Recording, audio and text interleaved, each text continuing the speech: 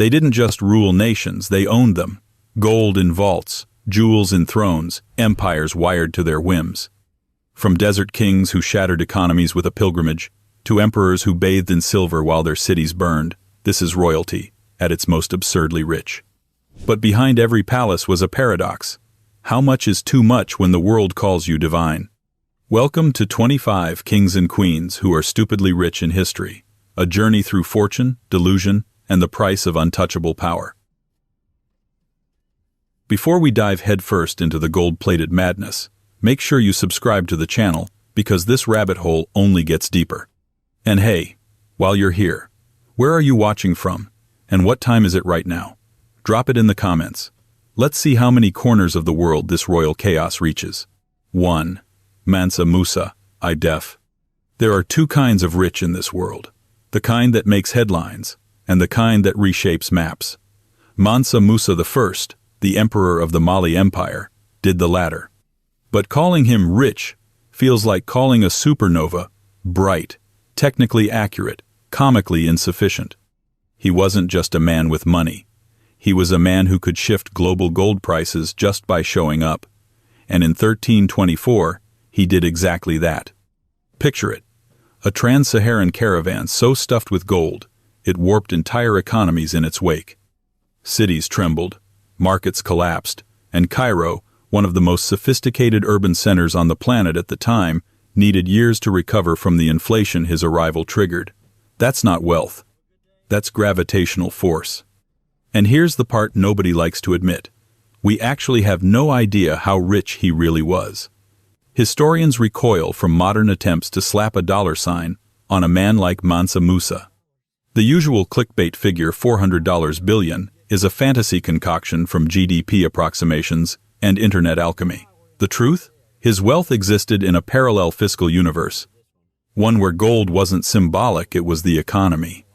Mali's gold fields, Bambouk and Bure, weren't just lucrative, they were vital arteries in a world that still ran on metal.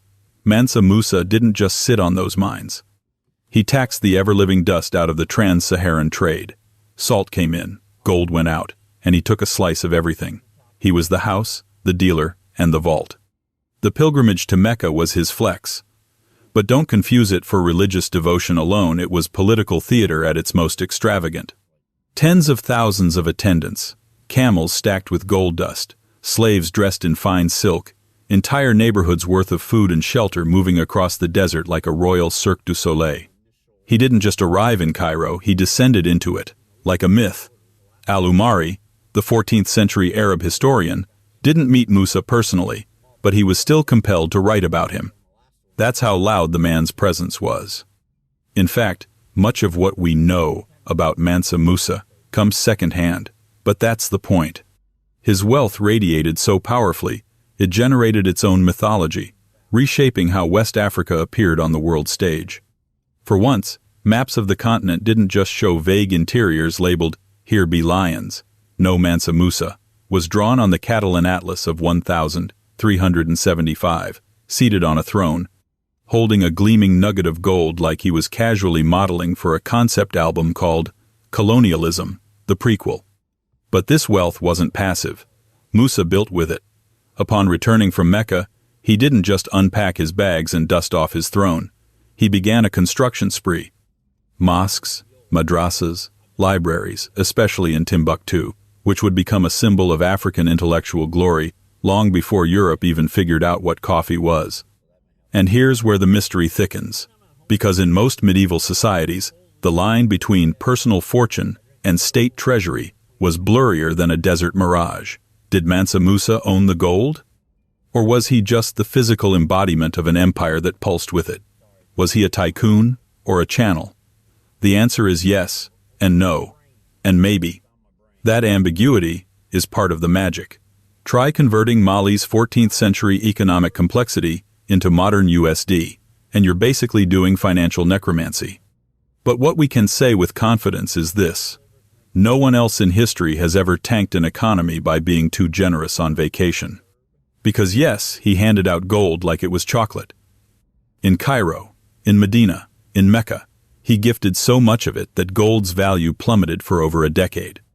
Imagine a billionaire today donating so much money to charity that the dollar crashes. That's not a tax write-off. That's historical absurdity. And yet, for all his fame, Musa's name barely registered in Western consciousness until the internet age. He was the world's richest man and invisible. It's a reminder that wealth alone doesn't guarantee legacy unless you distort the world in your image. His empire would eventually fray. Goldfields dry up, trade routes shift. Timbuktu's libraries would collect dust, its scholars forgotten in Western textbooks. Musa's fortune, like all fortunes, was temporary, but the echoes remain, in architecture, in legend, and in the sheer audacity of a ruler whose idea of a pilgrimage was a full-scale economic invasion. And yet Mansa Musa's greatest paradox isn't how much gold he had, it's how little of it anyone can count. His riches are both overhyped and underknown, too mythic to be measured, too grounded to be denied. And if you thought this was the peak, if you thought one man carrying a portable treasury across the desert was the most absurd example of concentrated wealth the world's ever seen, then allow me to introduce a man who didn't just control gold. He controlled Egypt, and all the roads that fed Rome. 2. Augustus, Gaius Octavius, first Roman emperor. If Mansa Musa bent markets by accident, Augustus broke the global economy on purpose, and then called it restoring order. That was the trick. That was always the trick. Augustus didn't want to look rich. He wanted to look inevitable, which is far more dangerous.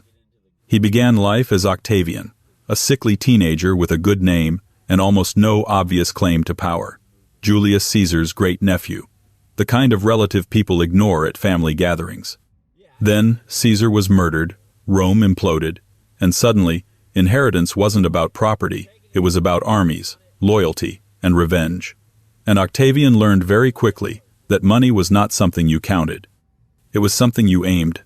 By the time he renamed himself Augustus, the revered one, because subtlety was no longer necessary, he had achieved something no Roman had ever pulled off cleanly.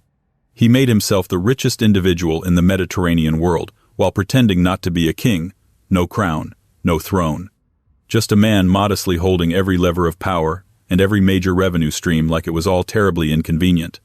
Let's talk scale, because this is where modern language starts to fail.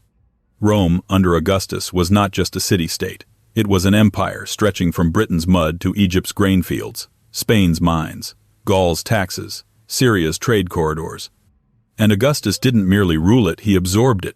Provinces that were too important, too profitable, or too unstable were quietly reclassified as imperial possessions. Meaning, their revenue flowed directly to him. Not the Senate, not the people, him. Egypt was the crown jewel. When Augustus defeated Cleopatra and Mark Antony, Egypt didn't become just another Roman province. It became Augustus's personal financial engine. Senators weren't even allowed to enter without permission. Why? Because Egypt fed Rome, literally. Its grain supply kept the capital alive. Control the grain, control the city. Control the city, control history. This wasn't abstract wealth. This was logistics-backed dominance. Augustus could pay soldiers regularly. He could retire them with land. He could build roads, aqueducts, temples, theaters, then casually remind everyone that all of this generosity came from peace, his peace, the Pax Romana. A phrase that sounds serene until you remember it was financed by conquest, confiscation, and very selective mercy. Modern writers love throwing out numbers here. $4 trillion, $5 trillion, sometimes more. These figures come from economists reverse engineering Rome's share of global output and then quietly assigning it to one man because, well, who else would it belong to? Augustus didn't have a personal bank account labeled "Do Not Touch." But when you can redirect taxes, seize estates, and decide which provinces exist for the Senate and which exist for you, the distinction becomes philosophical. And Augustus loved philosophy, especially when it justified his balance sheet. What made his wealth so unsettling wasn't extravagance. He actively avoided looking flashy. No golden thrones, no jewel-drenched public persona. That was the old world. That was how you got stabbed. Augustus wore simplicity like armor. He lived in a relatively modest house on the Palatine Hill. He passed laws limiting luxury. He scolded elites for excess. And then quietly funded the largest building program Rome had ever seen.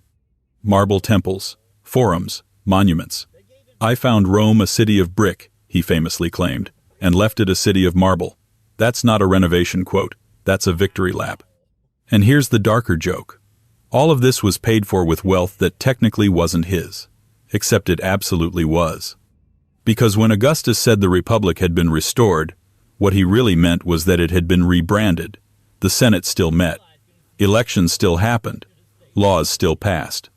But everyone knew where the money came from. And money, as always, decided what survived. Augustus's real genius was understanding that wealth doesn't need to announce itself if it controls the system that defines legitimacy. He didn't need to wear gold. He minted it. He didn't need to hoard treasure. He decided what counted as treasure. He didn't need to call himself king. He just made kingship irrelevant. The army was the clearest example. For the first time in Roman history, soldiers were salaried professionals loyal to the emperor, not temporary citizen militias loyal to ideals. Augustus paid them, fed them, promised them retirement. This wasn't charity, it was investment, and it required obscene, consistent revenue, which he had. Confiscated estates from enemies, taxes from provinces, spoils from war, tribute disguised as diplomacy. Augustus's wealth wasn't a pile, it was a pipeline. Constant, renewable, institutionalized. And the irony? Rome loved him for it. Because stability is addictive. After decades of civil war, proscriptions, chaos, and blood-soaked politics, Augustus's rule felt like relief. People didn't ask how much power he had. They asked how long he'd live. That's the moment wealth becomes invisible, when it feels like oxygen instead of excess. But historians argue endlessly about whether it makes sense to call Augustus one of the richest people who ever lived. Was it his money or Rome's? Did he personally own the empire or merely command it? That debate misses the point. If you can decide who eats, who fights, who builds, who trades, and who inherits, then the difference between personal and state wealth is academic. Augustus didn't need to own Rome. Rome belonged to him functionally, financially, and psychologically. And unlike Mansa Musa, whose wealth dazzled and destabilized, Augustus's fortune normalized domination. He made absurd power feel responsible, bureaucratic, sensible, which is infinitely more dangerous. By the time he died in 14 CE, Rome was unrecognizable, not because it was poorer, but because it had accepted that one man quietly controlling everything was preferable to chaos. That's not just wealth. That's legacy laundering. But Augustus's story hides an even stranger truth. Because as overwhelming as his riches were, they were still rooted in an empire that hadn't yet unlocked the full potential of commerce, markets, and monetization. Rome ran on tribute, land, and force. Impressive, yes, but limited. What happens when you place a ruler at the head of an economy so advanced, so commercialized, so mathematically sophisticated, that even historians struggle to comprehend its scale? That question doesn't lead west. It leads east. To an emperor sitting atop a financial machine centuries ahead of its time. If you're still here after Augustus casually absorbing Egypt like a side hustle, you're exactly the kind of curious mind we love around here. So, go ahead and subscribe to the channel for more stories that turn history upside down. And while you're at it, tell us in the comments, where are you watching from, and what time is it right now? We want to know who else is down this late-night wormhole with us. 3. Emperor Shenzong of Song, Northern Song, China. If Augustus perfected the art of quietly owning an empire, Emperor Shenzong perfected something even stranger, presiding over a civilization that functioned like a modern economy centuries before anyone agreed what a modern economy was supposed to look like. This is where the idea of royal wealth stops being about gold piles and jeweled thrones, and starts becoming unsettling in a different way. Because Shenzong didn't sit on treasure, he sat on systems.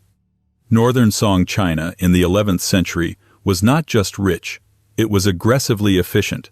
It had paper money when much of the world was still suspicious of coins. It had urban markets so dense and interconnected that merchants specialized down to absurd degrees. It had canals, warehouses, tax registries, price controls, credit instruments, and a bureaucracy that could actually track them. This wasn't a medieval kingdom stumbling into prosperity.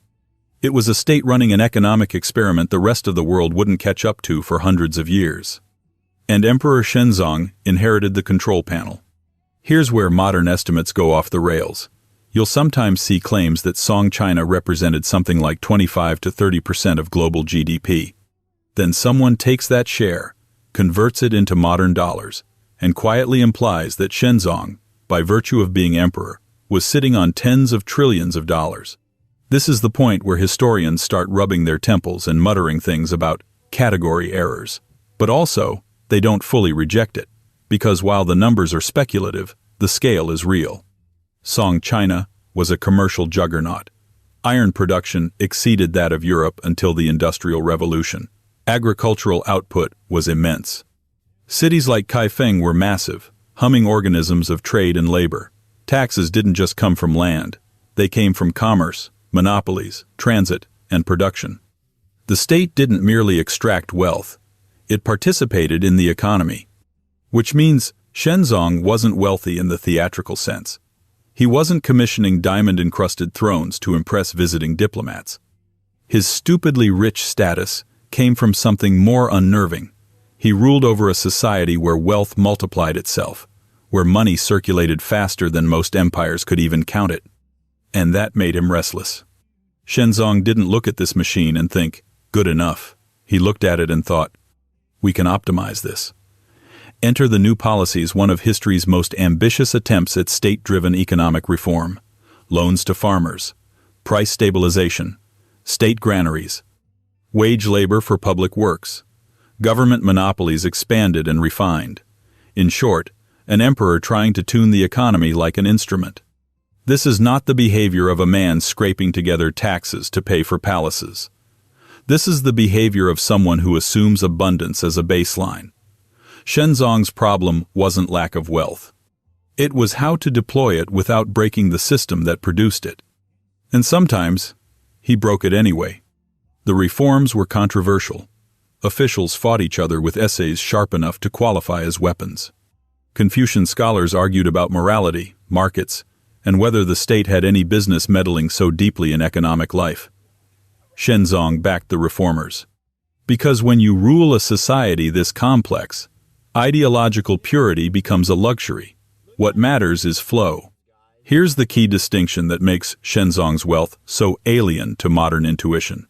Very little of it was concentrated in physical treasure. This wasn't a gold hoard civilization.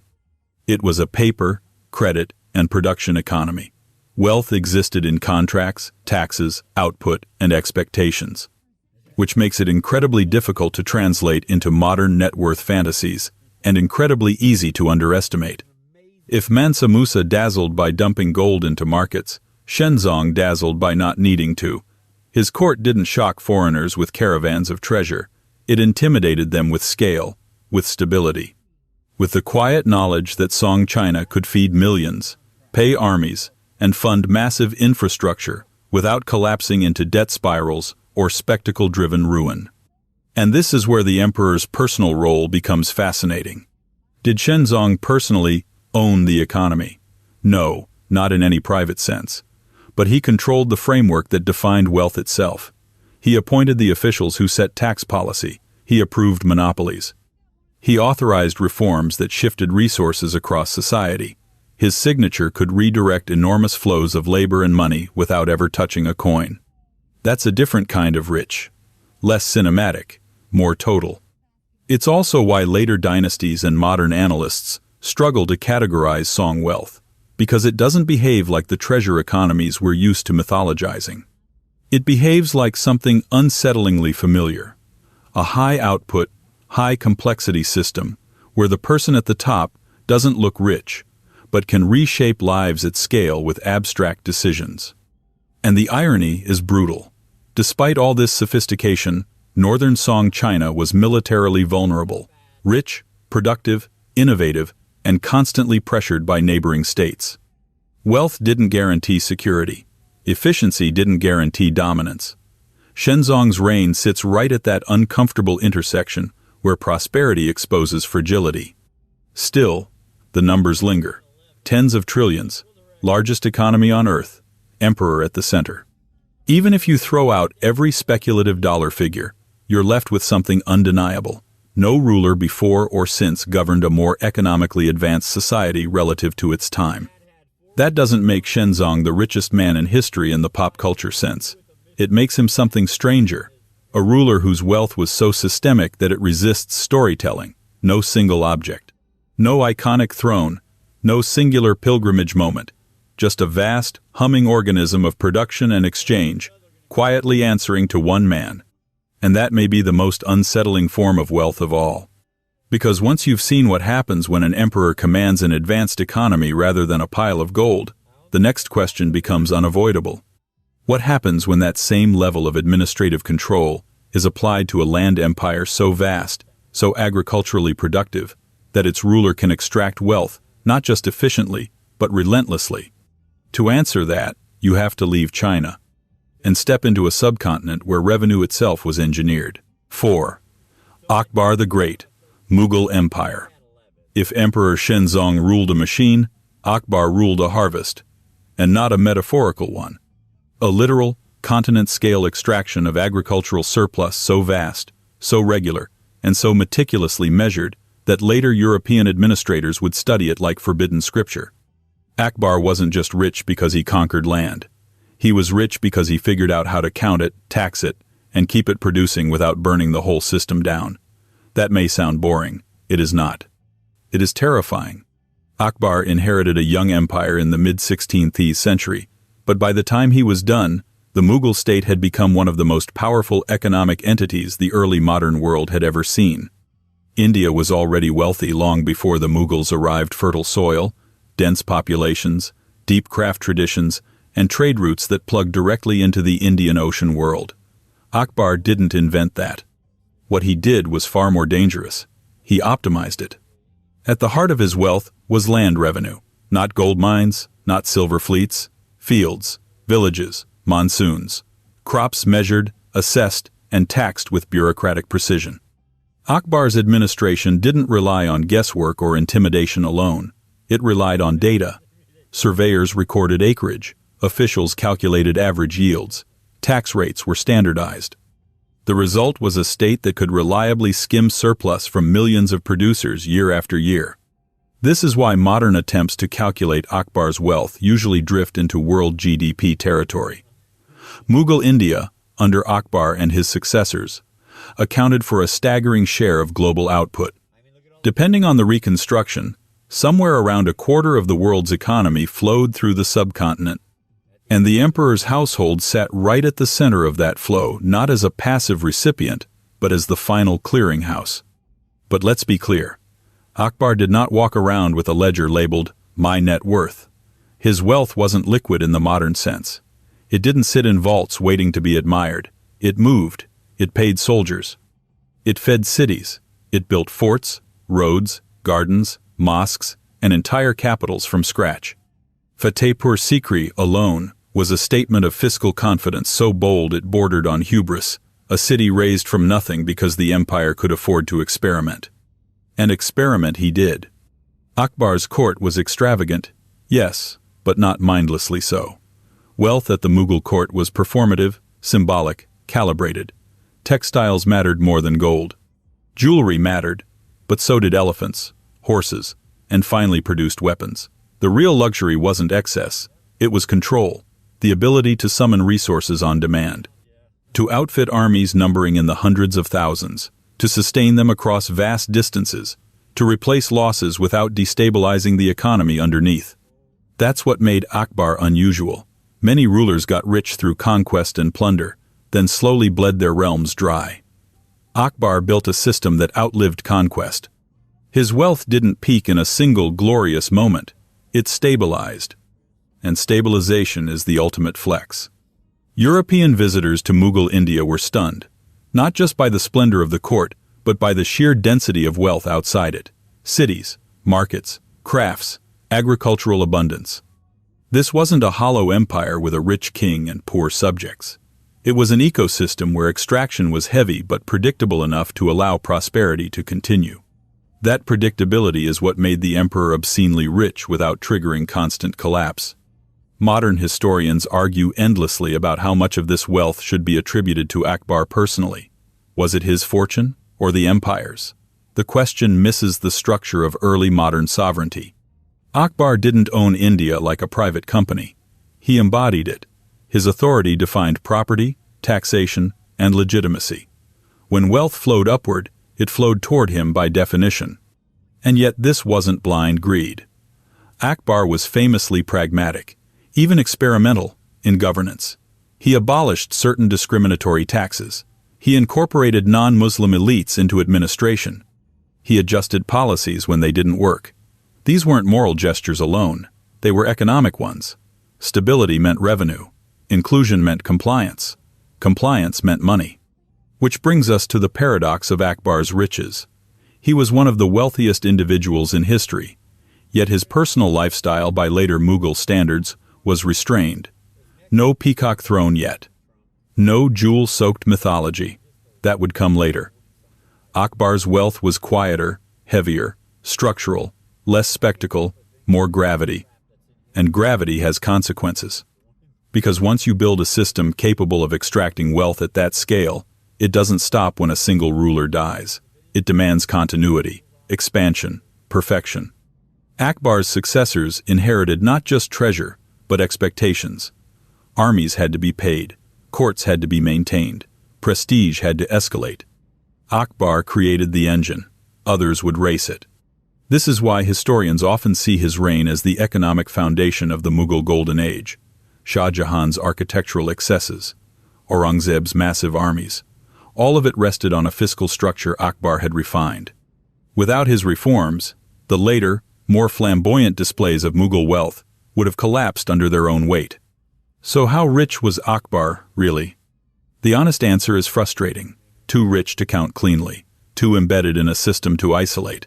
Any modern dollar figure is a model, not a measurement, but the lived reality is unmistakable. Akbar controlled one of the largest, most productive agrarian economies the world had ever seen. He could redirect its surplus with administrative precision. He could afford wars, cities, patronage, and experimentation without immediate ruin. That's stupidly rich in the most historically dangerous sense.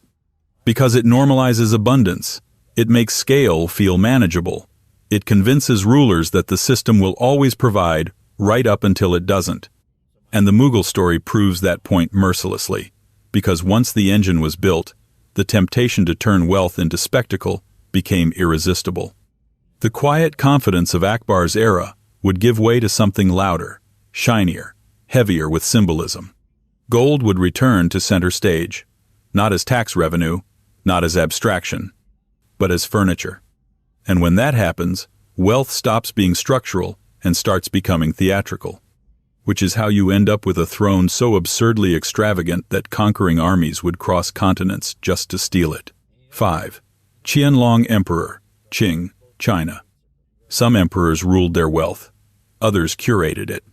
The Qianlong Emperor of Qing, China, who reigned from 1735 to 1796, took things a step further.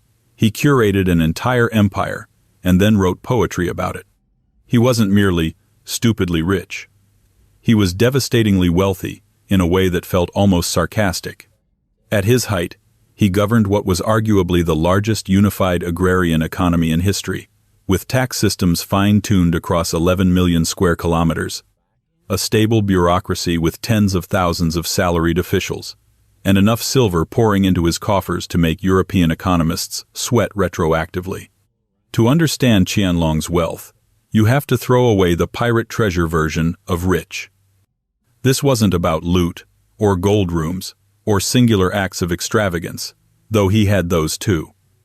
It was about the long game, about empire as a layered, living organism, fed by tribute, trade, tax, and theater. Under Qianlong, Qing China didn't just generate wealth. It encoded it into rituals, gardens, calligraphy, textiles, ceramics, architecture, and symbolic actions that stretched across thousands of miles. Wealth didn't shout. It whispered in brushstrokes. And yet, if you ran the numbers using speculative GDP conversions, global economic share models, and adjusted silver equivalents, you'd arrive at a figure that routinely breaks into the multi-trillion-dollar range. Again, these numbers are more metaphor than measurement, but they exist for a reason. Qianlong ruled a civilization so economically dense and so bureaucratically effective that wealth stopped feeling like a resource and started feeling like gravity. Let's start with the basics. Qianlong inherited a dynasty at its peak.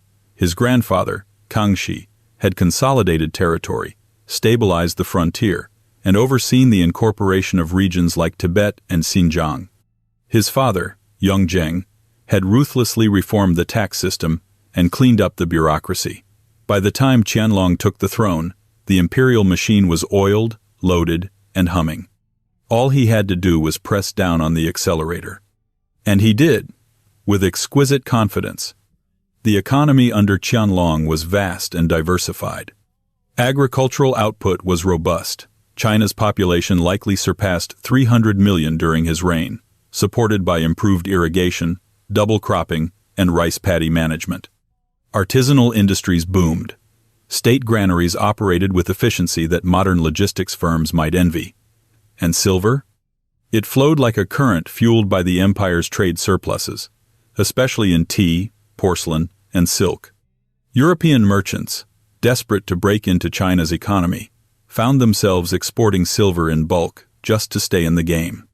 The Canton system, with its rigid controls and single port limitations, gave Chinese merchants extraordinary leverage, and Qianlong knew it.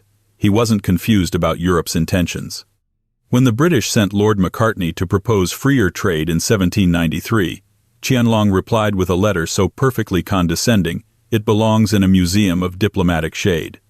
"We possess all things," he wrote, in the elegant flatness of court Mandarin. Translation: "We don't need you, but thanks for trying."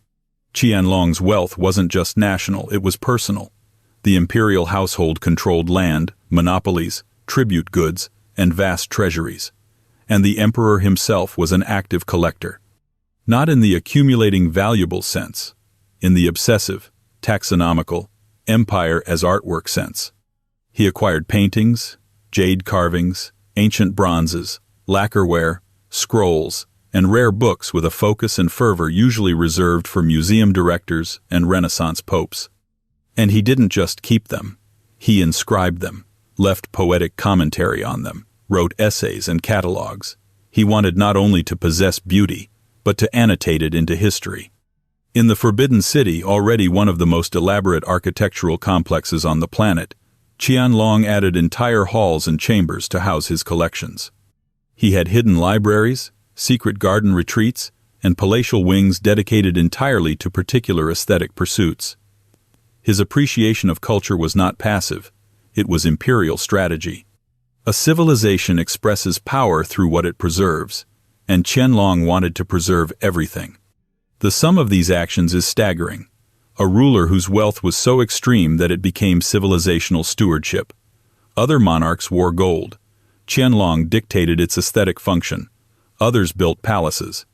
Qianlong restored entire schools of painting and resurrected dying crafts. His fortune didn't just fund the empire, it curated it. And yet, for all this elegance, the machinery underneath was brutally efficient. The Qing state extracted wealth through a sophisticated network of taxes, land registries, labor obligations, and state monopolies. The salt monopoly alone was a colossal enterprise, with state revenues flowing in from every corner of the empire. Taxes were paid largely in silver, which allowed for fluid trade and accumulation. The imperial household managed its own budget separately, with revenue streams drawn from imperial lands, gifts, and tribute missions from vassal states and client kingdoms. And if this sounds coldly administrative, remember, all of this wealth was used to finance one of the most extravagantly ritualized courts in history. Ceremonies, anniversaries, processions, diplomatic receptions, imperial birthdays, ancestor veneration, all choreographed to precision. Qianlong's court didn't just display wealth, it performed it. The effect wasn't excess, it was inevitability. Even the military campaigns, of which there were many, were as much theater as they were strategy. The 10 great campaigns of Qianlong's reign cost a fortune and extended imperial control, but they also served another purpose, reaffirming Qing supremacy over geography itself. He wanted to be remembered as a conqueror, a patron, a poet, and a collector, and he had the wealth to back up all 4 identities simultaneously. But like all imperial fortunes, this one had a shadow. Qianlong's later years saw the beginnings of decay beneath the surface. Corruption crept in, eunuchs and favorites accumulated influence, bureaucratic oversight began to slip. The emperor himself, once sharp and exacting, aged into complacency. The White Lotus Rebellion toward the end of his reign signaled that, beneath the rituals and refinements, discontent was rising. The wealth was real, but it had begun to rot at the edges. Yet even this decay was gilded. The imperial collections grew, the palaces expanded, the rituals continued. The empire, from a distance, still radiated stability and opulence. But wealth, like anything over-engineered, can become fragile. Systems optimized for grandeur often struggle with disruption. And the Qing were about to enter a century defined by exactly that, disruption. Still, for a moment, an impossibly extended, almost surreal moment, Qianlong embodied what might be the most structurally complete form of royal wealth in history. He wasn't merely a man with money. He was the apex of an entire worldview in which the emperor exists not to flaunt fortune, but to arrange it elegantly, imperially, immovably. If that sounds absurdly abstract, good, that was the point. Qianlong's wealth wasn't just stored, it was aestheticized, moralized, immortalized. His inscriptions appear on priceless scrolls as if to say, I was here, I owned this, I understood it. And yet, for all the curating and commentary, one thing eluded his grasp, permanence. His empire would endure for a time. But the fortune he managed, like all fortunes, was tied to systems more fragile than he realized. Trade would shift, pressure would rise. And soon enough, the Qing would find themselves facing a world they couldn't annotate into submission. Still, for those who walked the marble halls of the Forbidden City at its peak, it must have seemed unthinkable that any emperor could ever fall, that the silk would fade, that the silver would slow, that the rituals would rust. But that's always the illusion of great wealth, that it makes time pause. And as the Qing dynasty edged toward its long, ornate twilight, a different ruler, half a continent away, was quietly building a mountain of jewels that would make even Qianlong's treasuries seem modest. No philosophies, no annotations, just diamonds, and a paperweight. 6. Mir Osman Ali Khan, Asaf Jah VII, the Nizam of Hyderabad. By the time Mir Osman Ali Khan took the throne in 1911, kings were already going out of style. Empires were fraying, revolutions were trending, and the age of royalty was supposed to be dying a graceful, gold-draped death. But someone forgot to tell Hyderabad. While the world tilted toward war and modernity, Mir Osman Ali Khan quietly sat atop a hoard of wealth so absurd that even his indifference became a kind of performance. This was not a ruler interested in Versailles-style flair or Mughal spectacle. He wore plain clothes, he chewed betel, he drove around in modest cars. And on his desk, holding down stray papers, sat one of the largest diamonds on earth, the Jacob diamond, estimated at over 180 carats, used as a paperweight. The contradiction was almost mythic. The richest man in the world, at least by some 20th century estimates, lived like a clerk in a palace stacked with treasure, and not metaphorical treasure, either. We're talking literal heaps of gold, bullion, rare jewels, and uncut diamonds stored in the Nizam's private treasury, not in banks, not in overseas trusts, in vaults, on premises. Occasionally in boxes under beds. Hyderabad, under the Asaf Jah dynasty, had always been an economic anomaly. Founded in the early 18th century after the collapse of centralized Mughal power, it operated like a sovereign state within a state. The British Raj may have dominated the subcontinent politically, but Hyderabad negotiated its own terms. It had its own railways, its own mint, its own currency, its own army, and most crucially, its own treasury. And that treasury, by the time Osman Ali Khan inherited it, was the stuff of legends. It was built on a fusion of legacy and resources. Hyderabad sat at the confluence of trade routes, mineral deposits, and historical institutions. The Golconda region, once home to the world's most famous diamond mines, had funneled gemstones into the royal coffers for centuries. Taxes were collected from a complex, land-based revenue system, bolstered by mineral wealth and business levies. The Nizam didn't just control a capital, he controlled an economic ecosystem. And he was obsessed with it. Osman Ali Khan was famously frugal, but he was also a workaholic. He worked 14-hour days, managed the kingdom's affairs personally, and kept tight control over state expenditures. This wasn't performative austerity, it was empire as ledger. He paid close attention to budgets, signed off on projects manually, and treated state accounting like a sacred trust. This kind of detail management extended to his personal wealth, which, in an era of oil barons and transnational tycoons, still dwarfed global competitors. In 1937, Time magazine crowned him the richest man alive. Estimates of his net worth ranged from $230 million to over $400 billion in today's dollars, depending on whether one includes just his liquid assets or the broader holdings of the Hyderabad state. Either way, the numbers strain credibility, except that the receipts were real. Palaces? Yes, he had dozens, but they weren't always luxurious. Some were filled with crumbling furniture and plain decor. Others stood in varying states of disrepair, full of antique carpets, neglected chandeliers, and priceless manuscripts gathering dust. It was as if the empire was too wealthy to fail and too weary to care. But then there were the jewels.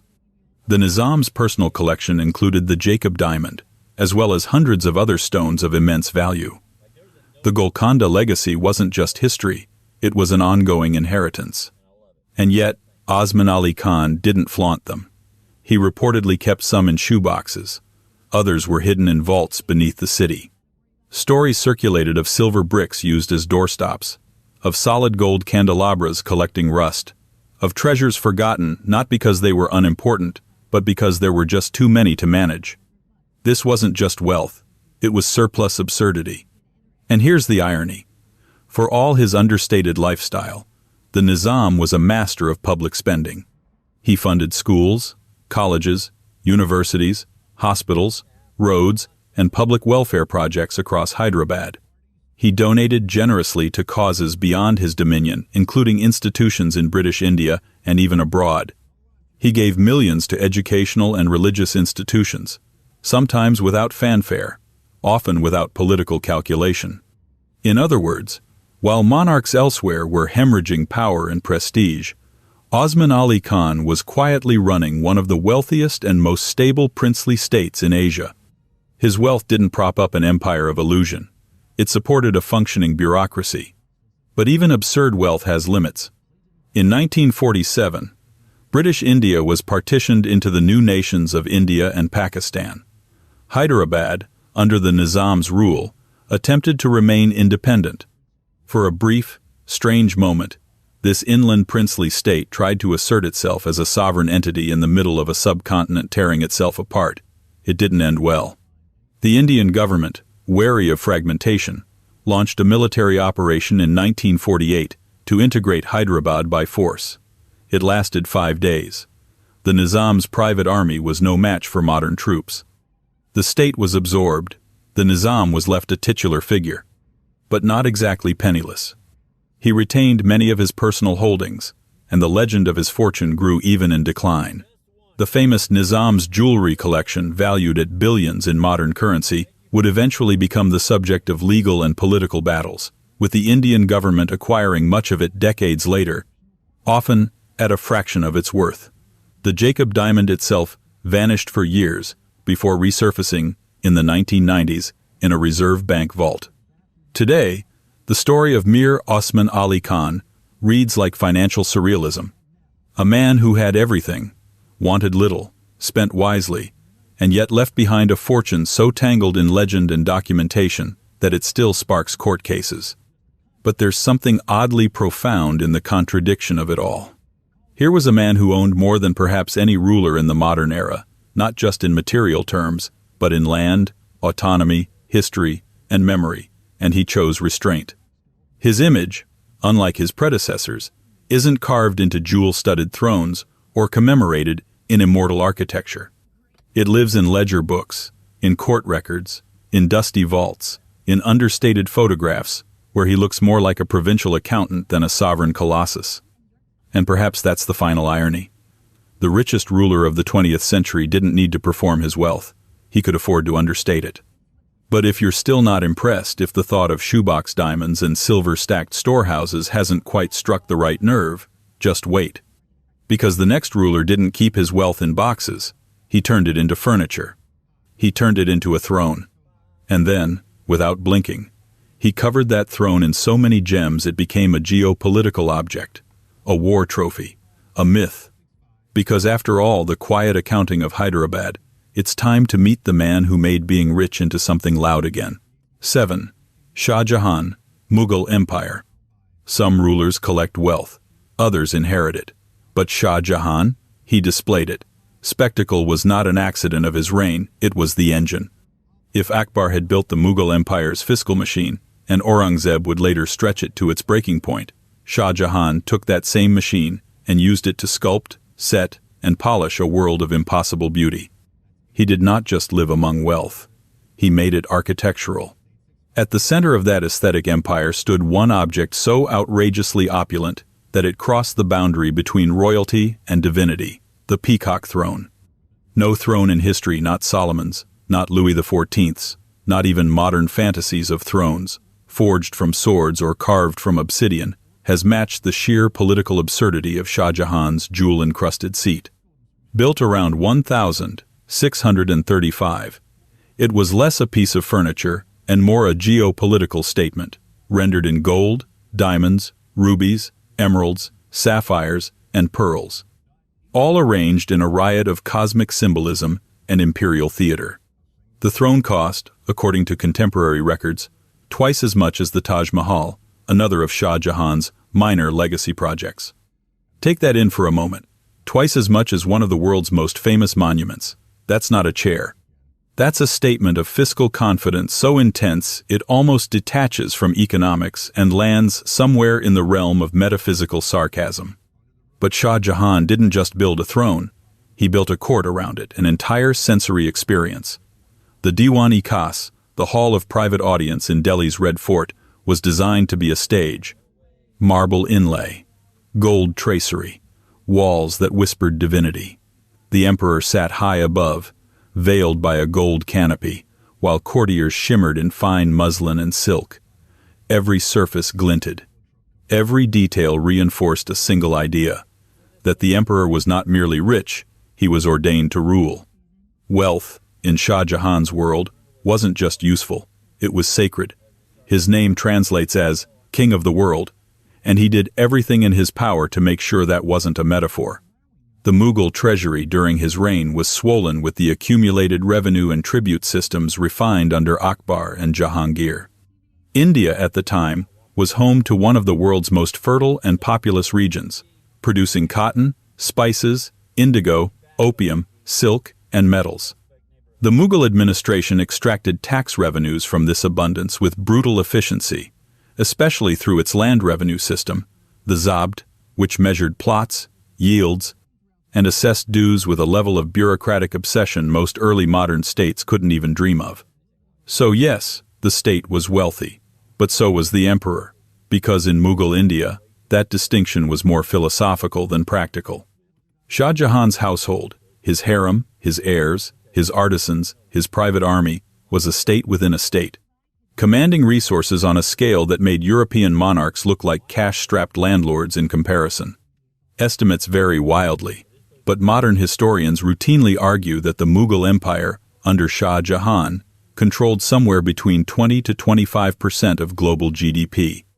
Now, whether you can carve that into a single person's net worth is up for debate, but it's not a debate about scale, it's a debate about accounting ethics. And yet for all his imperial grandeur, Shah Jahan's story is soaked in irony. The very project that made him globally famous, the Taj Mahal, was built not in celebration of conquest or legacy, but as a monument to grief. His beloved wife, Mumtaz Mahal, died in 1631, and over the next 2 decades, Shah Jahan poured unimaginable resources into her tomb: marble from Makrana, jade and crystal from China, turquoise from Tibet, lapis from Afghanistan, sapphires from Sri Lanka, and inscriptions of Quranic verses carved in black marble, arching around the domes like divine signatures. It wasn't just a building, it was a command to be remembered. And yet, Shah Jahan's obsession with aesthetic permanence foreshadowed his own political impermanence. By the late 1650s, illness and succession struggles cracked the imperial surface. His son, Aurangzeb, would depose him in 1658, imprison him in the Agra fort, and rule with a very different vision of Mughal power, one less focused on spectacle and more on control. Shah Jahan spent the rest of his life in confinement, reportedly able to see the Taj Mahal across the Yamuna River from his window.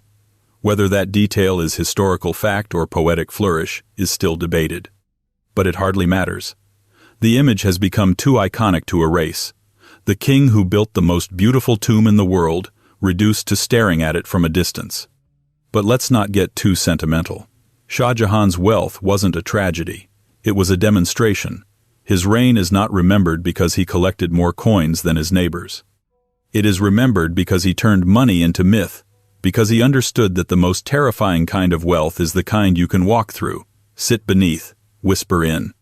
And yet for all his power, for all his projects, he could not protect the very object that defined his legacy of wealth. The peacock throne was stolen. Not by an upstart local warlord, not by a crumbling European adventurer, but by a conqueror whose appetite for plunder would become its own kind of empire. A man whose invasion of India would unleash an avalanche of stolen treasure that echoed across history. A man who rode into Delhi, saw the most absurdly lavish throne ever constructed, and said, essentially, "I'll take that." If Shah Jahan turned wealth into sacred architecture, this next ruler turned it into loot. Not because he needed it, but because he could. 8. Nader Shah, Afsharid Iran. If Shah Jahan turned wealth into a monument, Nader Shah turned it into a weapon. Not metaphorically a literal tool of dominance, extraction, and spectacle, used not to inspire awe, but to leave a message. A single campaign by Nader Shah, the self-made emperor of 18th century Iran, produced what may have been the most concentrated seizure of wealth in recorded history. Not by inheritance, not by reform, by force. His invasion of the Mughal Empire in 1739 wasn't a war in the traditional sense. It was a surgical economic strike, a one-man hostile takeover of a vast treasury built up over centuries. And the boardroom? Delhi. Let's be clear. Nader Shah did not conquer India. He visited it violently. He marched in, broke the system, took the crown jewels, and left. The Persian chroniclers called it a campaign. The Mughal records called it a catastrophe. Modern historians call it a turning point, because in just a few months, Nader Shah carted off so much treasure that it destabilized both empires, his own included. But before we get to the loot, we have to understand the looter. Nader Shah was not born into royalty. He was born in obscurity, possibly in a tent, possibly in poverty, possibly not even with the name Nader. What he lacked in aristocratic lineage, he made up for in military brilliance, raw ambition, and a worldview built around one core belief: wealth is wasted when it's sitting still. By the 1730s, Nader had clawed his way to power in the Safavid Empire's remains, seized the throne, and declared himself Shah of Iran. He modernized the army, crushed rebellions, expanded the empire, and styled himself as the heir to Persia's greatest rulers. But power costs money. And money real, generational, crown jewel money was sitting quietly to the east. India. By then, the Mughal Empire was rich in ritual but poor in structure. Shah Jahan's aesthetic economy had collapsed into palace politics and regional fragmentation. Aurangzeb's long campaigns had drained resources and overstretched administration. Delhi still glittered, but the machinery underneath was rusting. And Nader Shah knew it. He crossed the Indus in 1738 under the thinnest pretext: a border dispute, some rebel fugitives. but no one mistook the march for diplomacy. His army moved with chilling precision, battle-hardened, motivated, and built to harvest more than territory. When they reached Delhi in 1739, the Mughal emperor Muhammad Shah surrendered without a proper fight, a humiliation made more bitter by what followed. Nader Shah entered the Mughal capital like a man on a scheduled appointment. No wild looting. Not yet. Instead, he positioned himself as a guest of the empire. Dinners were hosted, banquets arranged, polite fictions maintained, and then an uprising broke out in Delhi. Persian soldiers were attacked, blood spilled. Nader Shah responded like a man who saw moral restraint as a rounding error. He ordered a massacre swift, surgical, and terrifying. Thousands died. But it wasn't just about vengeance. It was theater. It was a message. Do not confuse hospitality with weakness. And then came the real objective, the treasury. No campaign in history before or since has extracted as much concentrated wealth as Nader Shah's retreat from Delhi. He took what could be moved: coins, ingots, jewels, art, weaponry, ceremonial objects, personal treasures, textiles, and gold, entire libraries of wealth. And two prizes that would immortalize his name: the Peacock Throne and the Koh-i-Noor Diamond. Let's talk about that for a moment. The Peacock Throne, crafted under Shah Jahan, was never just a chair. It was a declaration of divine rule, rendered in gold and gems, taking 7 years to build and costing a fortune so outrageous it makes modern budgets seem quaint. Covered in rubies, emeralds, pearls, and a constellation of diamonds, it was designed to overwhelm. And Nader Shah dismantled it. Piece by piece, gem by gem, he stripped the throne and carried it back to Persia, not because he needed it, not because he believed in its symbolism, but because it was there, because it meant something. Because taking it meant erasing Mughal pride with a single act. And then there was the Koh-i-Noor, the Mountain of Light. Not yet polished into its current British cut form, the diamond was already legendary, massive, mythic, priceless. Nader Shah supposedly caught sight of it during an inspection of the Mughal emperor's possessions. The diamond was hidden in Muhammad Shah's turban. Nader proposed a ceremonial turban exchange as a gesture of goodwill. That's how the jewel changed hands. That's how empires lose pieces of themselves through rituals that become traps. Estimates of Nader Shah's haul vary wildly. Some claim it totaled 700 million rupees, an amount so vast that it removed the need for taxation in Iran for at least 3 years. If translated to modern currency, the estimates balloon into the hundreds of billions, possibly more. But these are speculative. The real number doesn't live on balance sheets. It lives in consequences. Because the theft was too big to absorb cleanly.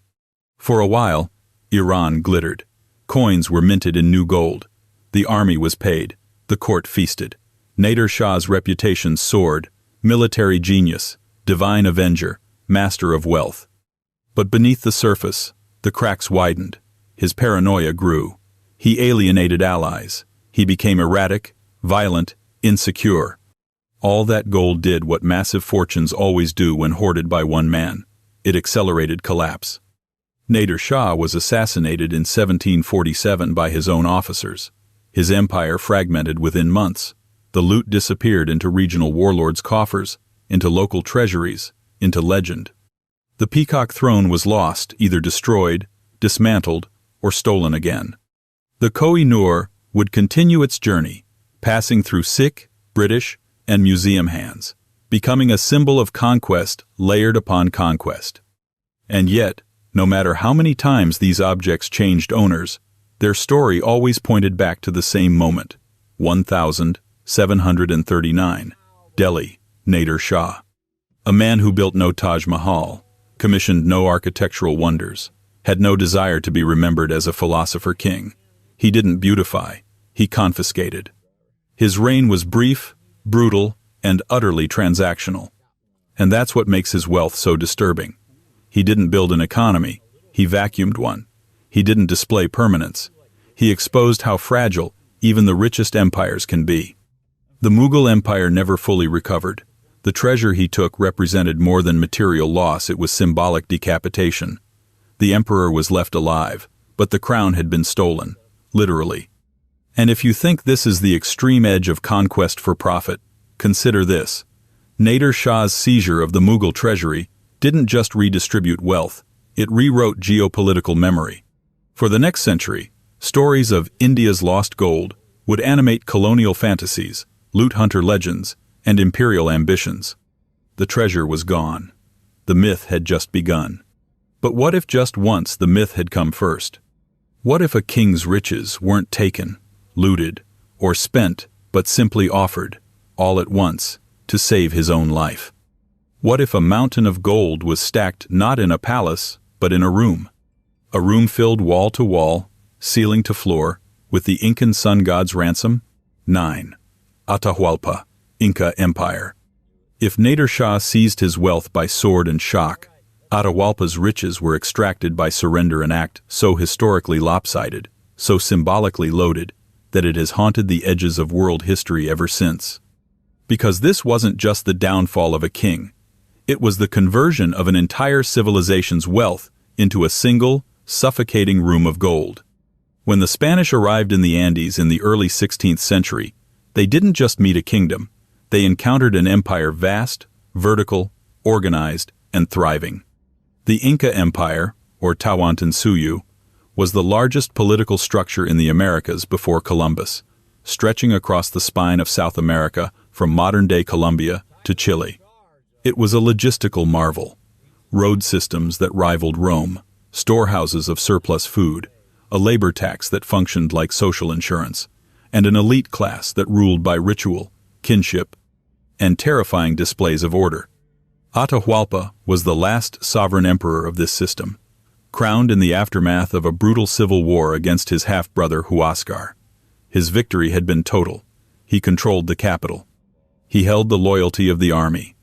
And he was riding high on a very new kind of legitimacy, not inherited slowly through bureaucracy or tradition, but seized quickly through violence and consolidation. The ink on history hadn't dried, and then he met the Spanish. It's hard to overstate how mismatched the encounter was. On one side, a relatively small force of European adventurers, led by Francisco Pizarro, equipped with steel weapons, horses, and a brutal familiarity with how to turn instability into profit. On the other, the most powerful native ruler on the continent, accompanied by an army, wrapped in ritual, convinced of his own invincibility. But technology wasn't the only imbalance. The Spanish had something else, a worldview in which conquest and divine entitlement were fused. The Inca, by contrast, didn't initially register the Spanish as an existential threat. They were odd, intriguing, possibly useful, but not defining. Atahualpa agreed to meet them. In 1532, in the highland town of Cajamarca, the emperor arrived with his entourage, reportedly unarmed, surrounded by dancers, musicians, and high priests. Pizarro's men were hiding. The plan was simple: surprise, kill the nobles, and kidnap the emperor. It worked. Chaos erupted. Spanish steel cut through ceremony. Atahualpa was taken captive. And then, in one of history's most surreal acts of negotiation, Atahualpa tried to buy his own release. He promised to fill a room with gold, literally. A space measuring 22 feet long, 17 feet wide, and 8 feet high, stuffed to shoulder height with golden artifacts. Ceremonial goblets, religious idols, jewelry, plates, and architectural decorations. Everything the empire could gather. And to sweeten the deal, he'd fill 2 more rooms with silver. This was not hypothetical wealth. It was tangible, organized, and terrifyingly fast. Messengers were sent across the empire to gather tribute. Items were stripped from temples, taken from nobles, and dragged across mountains. Couriers ran the royal roads day and night, mobilizing the entire imperial infrastructure to satisfy a demand that, by Inca standards, was irrational but also sacred. If it preserved the Sapa Inca, it had to be done. Witnesses described the wealth arriving in waves, intricately worked artifacts crafted by generations of artisans, now melted down into anonymous bars by Spanish orders. Items that had meaning, context, and function within Incan cosmology reduced to their metallic value. This wasn't a ransom. It was cultural erasure by economic conversion. The scale remained staggering. Modern estimates, based on chroniclers' records, suggest that the ransom eventually included over 13,000 pounds of gold and 26,000 pounds of silver. In today's market terms, this translates to hundreds of millions of dollars, but even that doesn't quite capture it, because this wasn't wealth accumulated over time. This was wealth mobilized in weeks, summoned from across thousands of miles, handed over to strangers, and annihilated for weight. It remains one of the greatest one-time transfers of treasure in world history. And Atahualpa? He wasn't released. Once the gold was collected and the Spanish had what they wanted, the logic shifted. Atahualpa was a liability. He had followers. He had power. He had symbolism. So, in a grim parody of justice, the Spaniards held a trial, found him guilty of rebellion, polygamy, idolatry, essentially anything that made him Inca, and executed him. Just like that. The emperor, who had ruled over a world of mountains, maize, and meticulous urban planning, died in the hands of men who couldn't pronounce his name. The empire fractured. Resistance continued, but the machinery of state was broken. Without the Sapa Inca, without the ritual center, without the administrative spine, it began to unravel. So, what happened to the gold? Most of it was shipped to Spain. Some of it was used to fund further conquest. Some was lost to corruption. Some likely never made it out of the Andes at all. The exact path of Atahualpa's ransom is difficult to trace, but its implications are not. That room filled floor to ceiling with the compressed labor of a civilization became a blueprint, a myth, a justification. Europe's hunger for New World gold didn't start in Cajamarca, but it changed there. Because once you've watched a room be filled with precious metal on command, the logic shifts. The Americas stopped being lands. They became treasuries. And the Inca, once described by Spanish chroniclers as rich beyond reason, became cautionary tales. Their wealth had not saved them, it had doomed them. It attracted the very collapse it hoped to delay. But perhaps the strangest part of the story is how much of that wealth was never even known to the Spanish.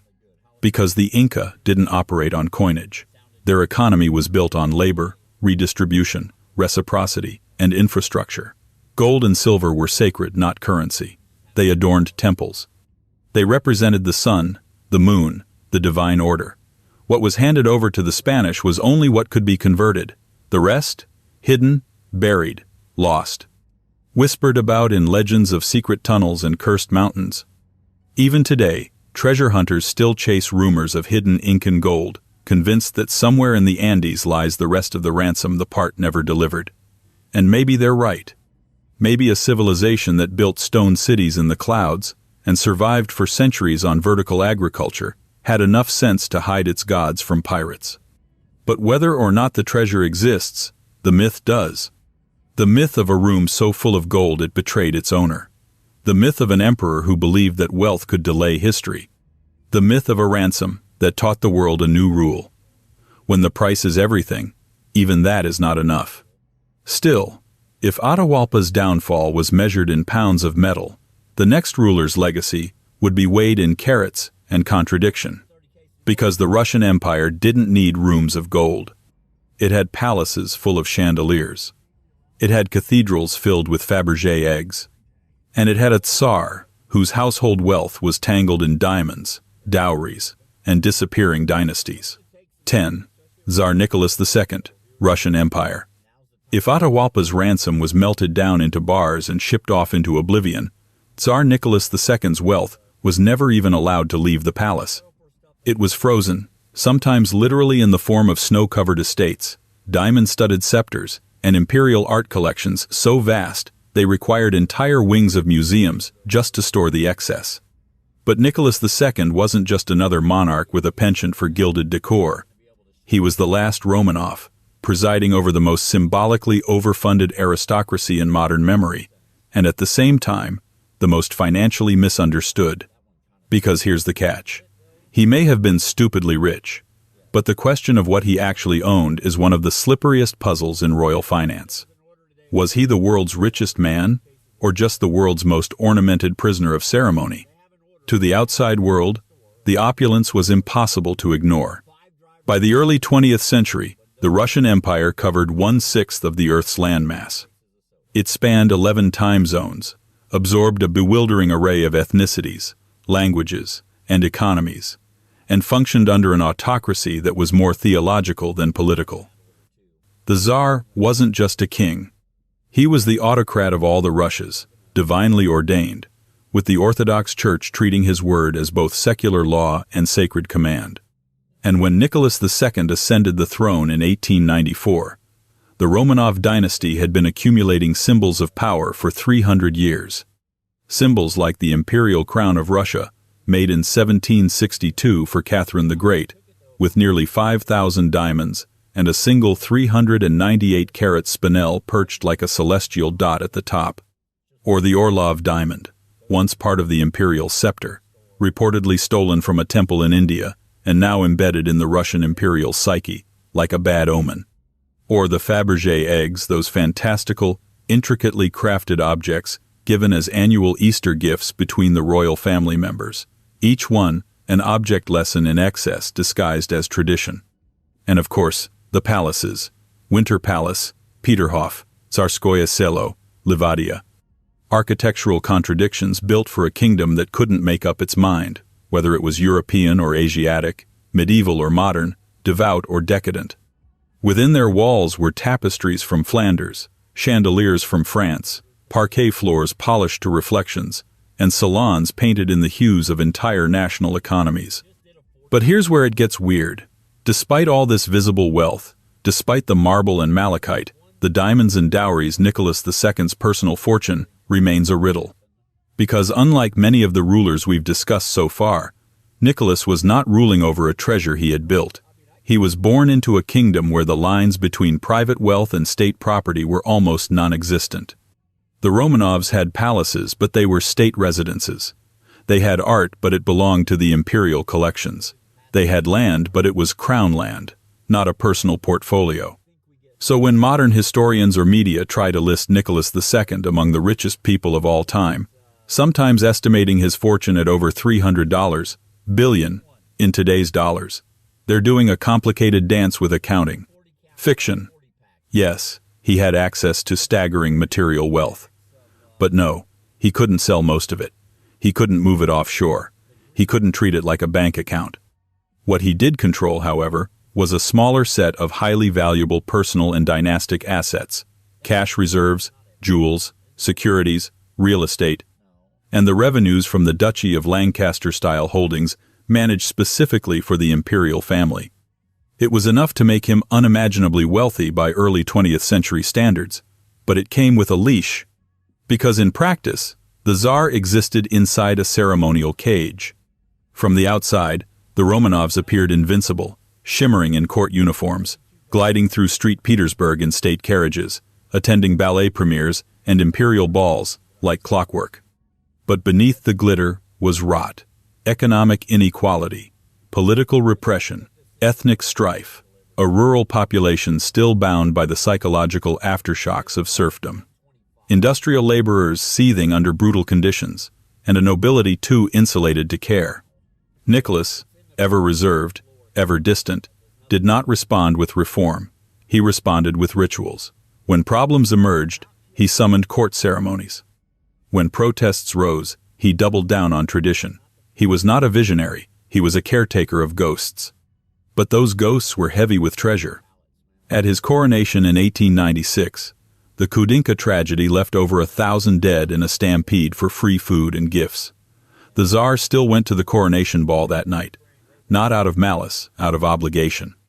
The machine couldn't pause, and neither could the spending. By the early 1900s, the imperial court was a clockwork of calculated extravagance. Nicholas's wife, Alexandra, was a passionate patron of Fabergé's workshop. Their daughters wore gowns tailored in Paris. Their son, Alexei, had toys custom-built by master artisans. The family had a private train for travel, a private theater for entertainment, and private chapels for worship. Every act of life was gilded. And yet, the emperor himself lived modestly within the excess. He enjoyed gardening, photography, long walks. He was famously uncomfortable with court intrigue. His journals often read like the diary of a middle-tier aristocrat rather than the master of a superpower. This is perhaps the core contradiction of Nicholas II's wealth. He sat atop one of the richest royal ecosystems in history, and yet seemed entirely unprepared for its weight. By 1917, the House of Cards collapsed. World War I had pushed the Russian economy to the brink. Breadlines stretched through the capital. Workers revolted. Soldiers mutinied. Nicholas abdicated under pressure from his generals, ending 300 years of Romanov rule with a signature on a train platform.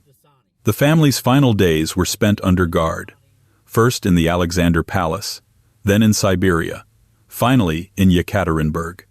And here the wealth that had once dazzled began to unravel. The Romanov treasure, some of it was hidden, smuggled, or stolen. Loyalists tried to protect jewelry, currency, and heirlooms. Some assets made it to Europe with exiled relatives. Others were seized by the Soviets and later became state property. The Fabergé eggs were scattered across museums and private collections worldwide. The imperial palaces were looted, repurposed, or turned into museums. And the Tsar? His final ledger entry was written in captivity. But that's not the end of the money. To this day, disputes over the Romanov estate continue. Bank accounts in Europe, diamonds resurfacing in auctions, legal battles over paintings, properties, and pensions. The question of what the Romanovs owned still haunts inheritance courts and historians alike. Because Nicholas II's wealth was never liquid, it was suspended, decorated, embedded into a world that looked like it would last forever, and then didn't. It wasn't spent. It was silenced. But wealth like that doesn't just vanish. It lingers in archives, in vaults, in glittering museum glass. And in the end, perhaps that's the most chilling thing about Nicholas's fortune. Not that it was lost, but that it was never his to begin with. It belonged to the illusion. And as the empire fell, that illusion shattered. But don't get too comfortable. Because while the last Tsar watched his empire dissolve in silence, across the continent, one king was busy spending his wealth as fast as he could build it on mirrors, fountains, operas, and war. A man who didn't inherit wealth so much as perform it. Every day. Every hour. At Versailles, 11. Louis XIV, the Sun King, France. If Nicholas II ruled over wealth that was frozen, symbolic, inherited, and ultimately unstable, Louis XIV ruled over wealth that danced. It shimmered in candlelight. It echoed in music halls. It strutted in silk down impossibly long corridors while orchestras played compositions written just to accompany the king's walk. Where other monarchs accumulated power, Louis XIV performed it. And he did so using one of the most theatrical instruments of concentrated state wealth ever built, Versailles. To call Louis XIV rich is like calling the sun warm. This was not personal wealth in the way modern billionaires count their shares and dividends. This was structural wealth, a deeply rooted, dangerously efficient siphoning of the French economy into one man's orbit, where everything became an extension of his identity, and all power was expressed in velvet and protocol. When he became king in 1643 at the age of 5, Louis inherited a monarchy already crawling with contradictions. France was the largest, most populous country in Europe. Its economy was productive, its nobility powerful, its bureaucracy sprawling, but it was also fractured. The memory of Civil War La Fronde was still fresh. Aristocrats still imagined they had independence. And the monarchy, though absolute in theory, was deeply vulnerable in practice. Louis XIV made it his life's mission to correct that. And the correction came at a price. Over his 72-year reign, still the longest of any major European monarch, Louis transformed the very idea of what a ruler could be. He centralized authority, professionalized the bureaucracy, militarized the state, and expanded the tax base through aggressive, often exploitative means. But above all, he ritualized wealth. Under Louis, money was no longer just for war or administration. It was for show. Enter Versailles. The transformation of the modest hunting lodge at Versailles into a palace so large, so ornate, and so symbolically overwhelming that it would define European architecture for a century was not a project, it was a campaign. A campaign to turn fiscal extraction into legitimacy. The numbers or hazy records were conveniently lost, massaged, or buried in a fog of official embellishment, but conservative estimates suggest that the construction and expansion of Versailles cost the modern equivalent of billions of dollars. And it wasn't just the buildings. It was the maintenance. The court at Versailles housed thousands: nobles, servants, guards, artists, musicians, mistresses, and bureaucrats.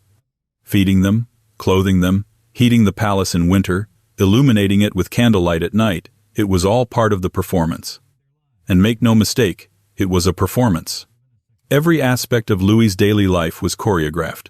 The levee, or royal rising, was attended by nobles desperate for the privilege of holding the king's shirt. Meals were staged, walks were scheduled. Gardens were manicured down to the millimeter. Every fountain, every gilded doorframe, every opera sung in the hall was a declaration. I am the state.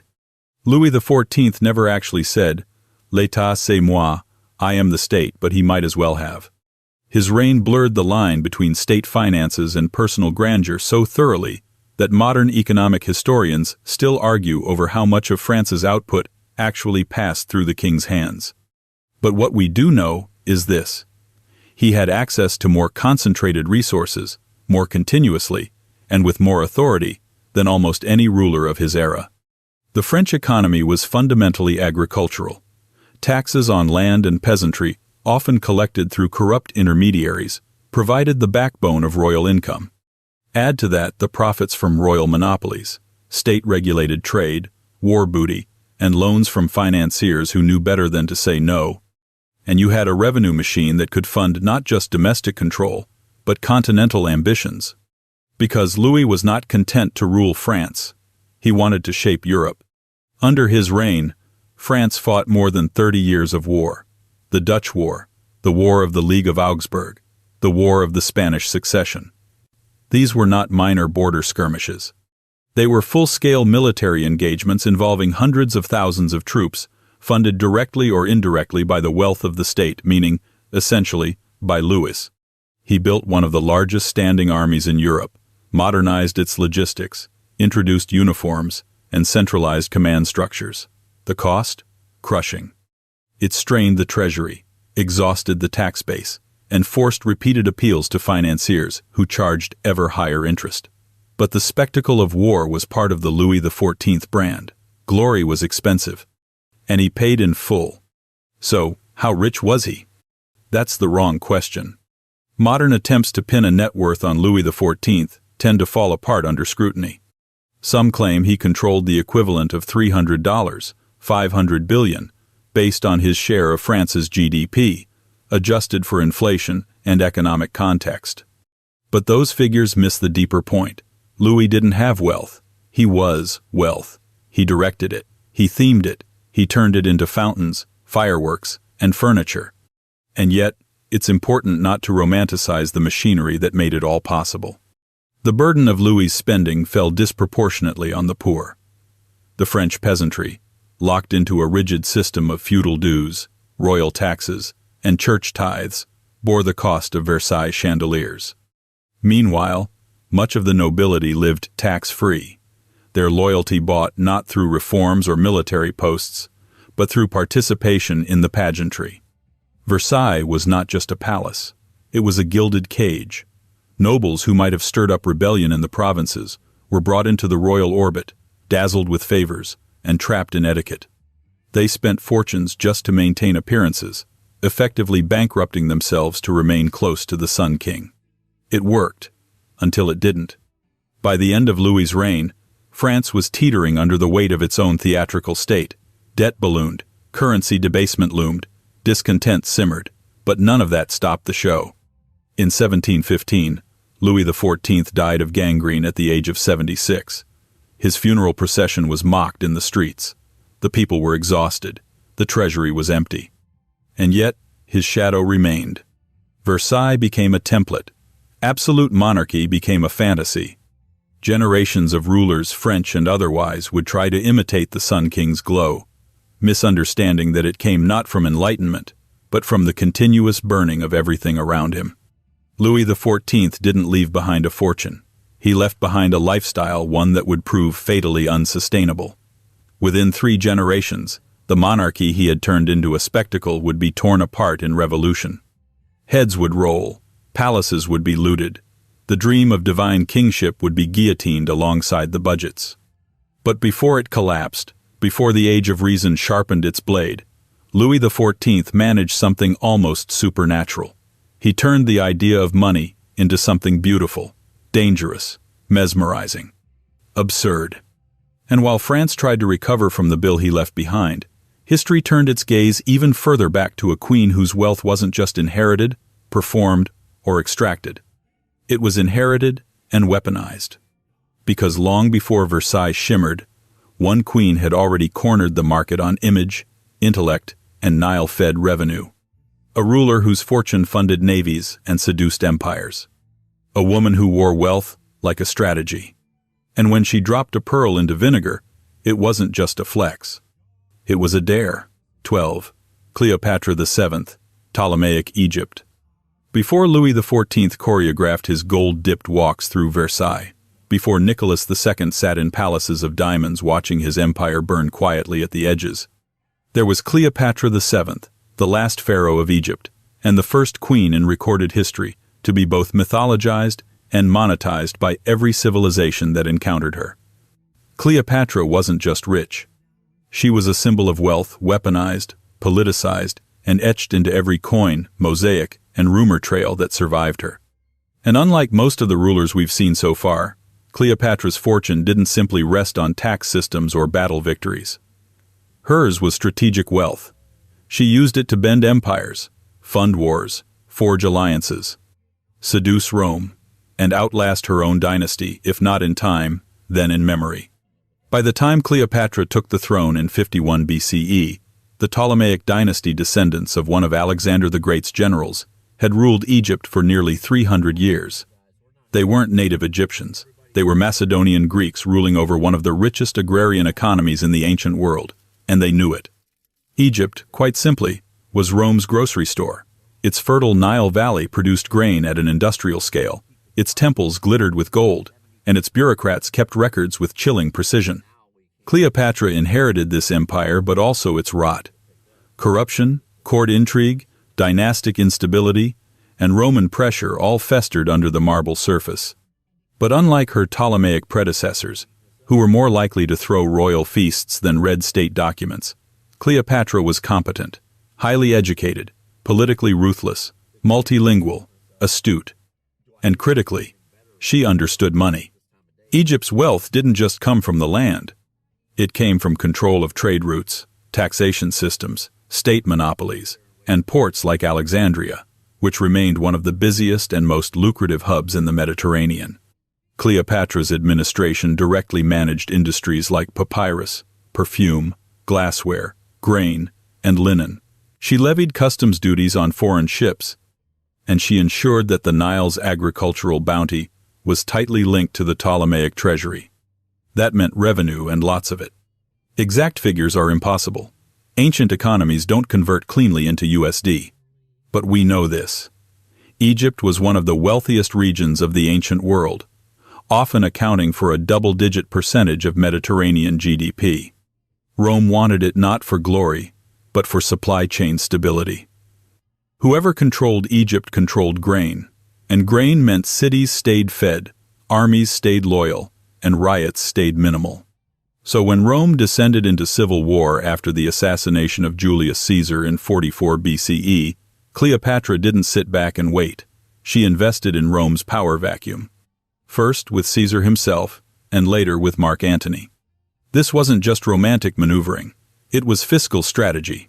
Cleopatra brought to these alliances something more valuable than beauty or influence. She brought cash, real money, ships, troops, supplies. Egypt could bankroll wars, fund expeditions, and outspend regional rivals. When Antony launched his eastern campaigns, it was Egyptian wealth that sustained his armies. When Caesar chased Pompey across the Mediterranean, it was Cleopatra's harbor that gave him shelter. And while her court shimmered with luxury incense burners, golden goblets, imported silks, Cleopatra herself understood when to deploy extravagance and when to conceal it. Enter the infamous pearl story. As recorded by Pliny the Elder and repeated for centuries afterward, Cleopatra once wagered with Mark Antony that she could host the most expensive meal in history. At the climax of the banquet, she dissolved one of her pearl earrings, reportedly among the largest and most valuable ever seen, in a goblet of vinegar, and drank it. Now, whether this actually happened is beside the point. It probably didn't. Vinegar doesn't dissolve pearls fast enough, and the logistics are dubious. But the story survived because it was the perfect metaphor. Cleopatra's wealth didn't just reside in vaults, it lived in gestures, in psychological warfare, in bold, impossible-to-ignore signals. It told Rome, "You may have legions, but I have control over value itself." The pearl, in this sense, became a kind of currency destruction, intentionally turning treasure into nothing, just to prove that you could. And it worked. Roman writers couldn't stop talking about her. Not just for her politics, or her charisma, or her role in the civil wars, but for her power to embody wealth in a way that felt ungovernable. But this power came at a cost. Rome does not tolerate independent treasuries sitting at the mouth of its empire. Octavian, soon to be Augustus, understood that as long as Cleopatra and Antony controlled Egypt's resources, his grip on power was incomplete. And so, in 31 BCE, at the Battle of Actium, Roman ambition met Egyptian wealth head-on. Cleopatra funded the fleet, supplied the armies. She commanded logistics that stretched from the Nile Delta to the eastern Mediterranean. But strategy faltered, ships burned, alliances crumbled. And after defeat, she returned to Egypt cornered, but not yet broken. In her final days, she negotiated. She met with envoys.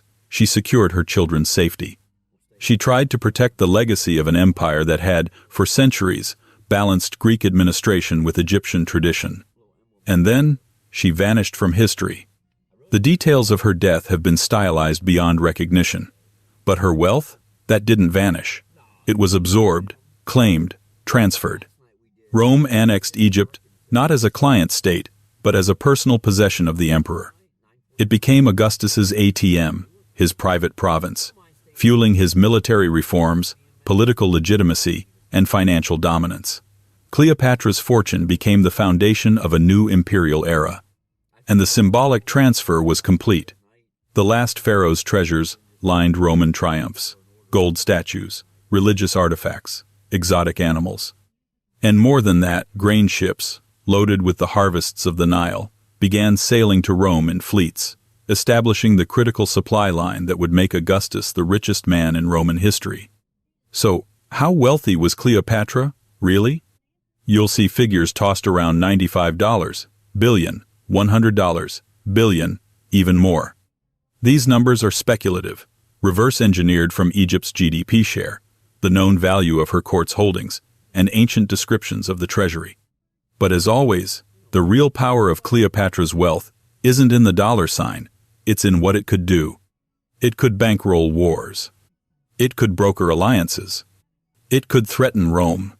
And it could collapse dynasties just by being in the wrong hands. Because Cleopatra's wealth was never just economic, it was existential.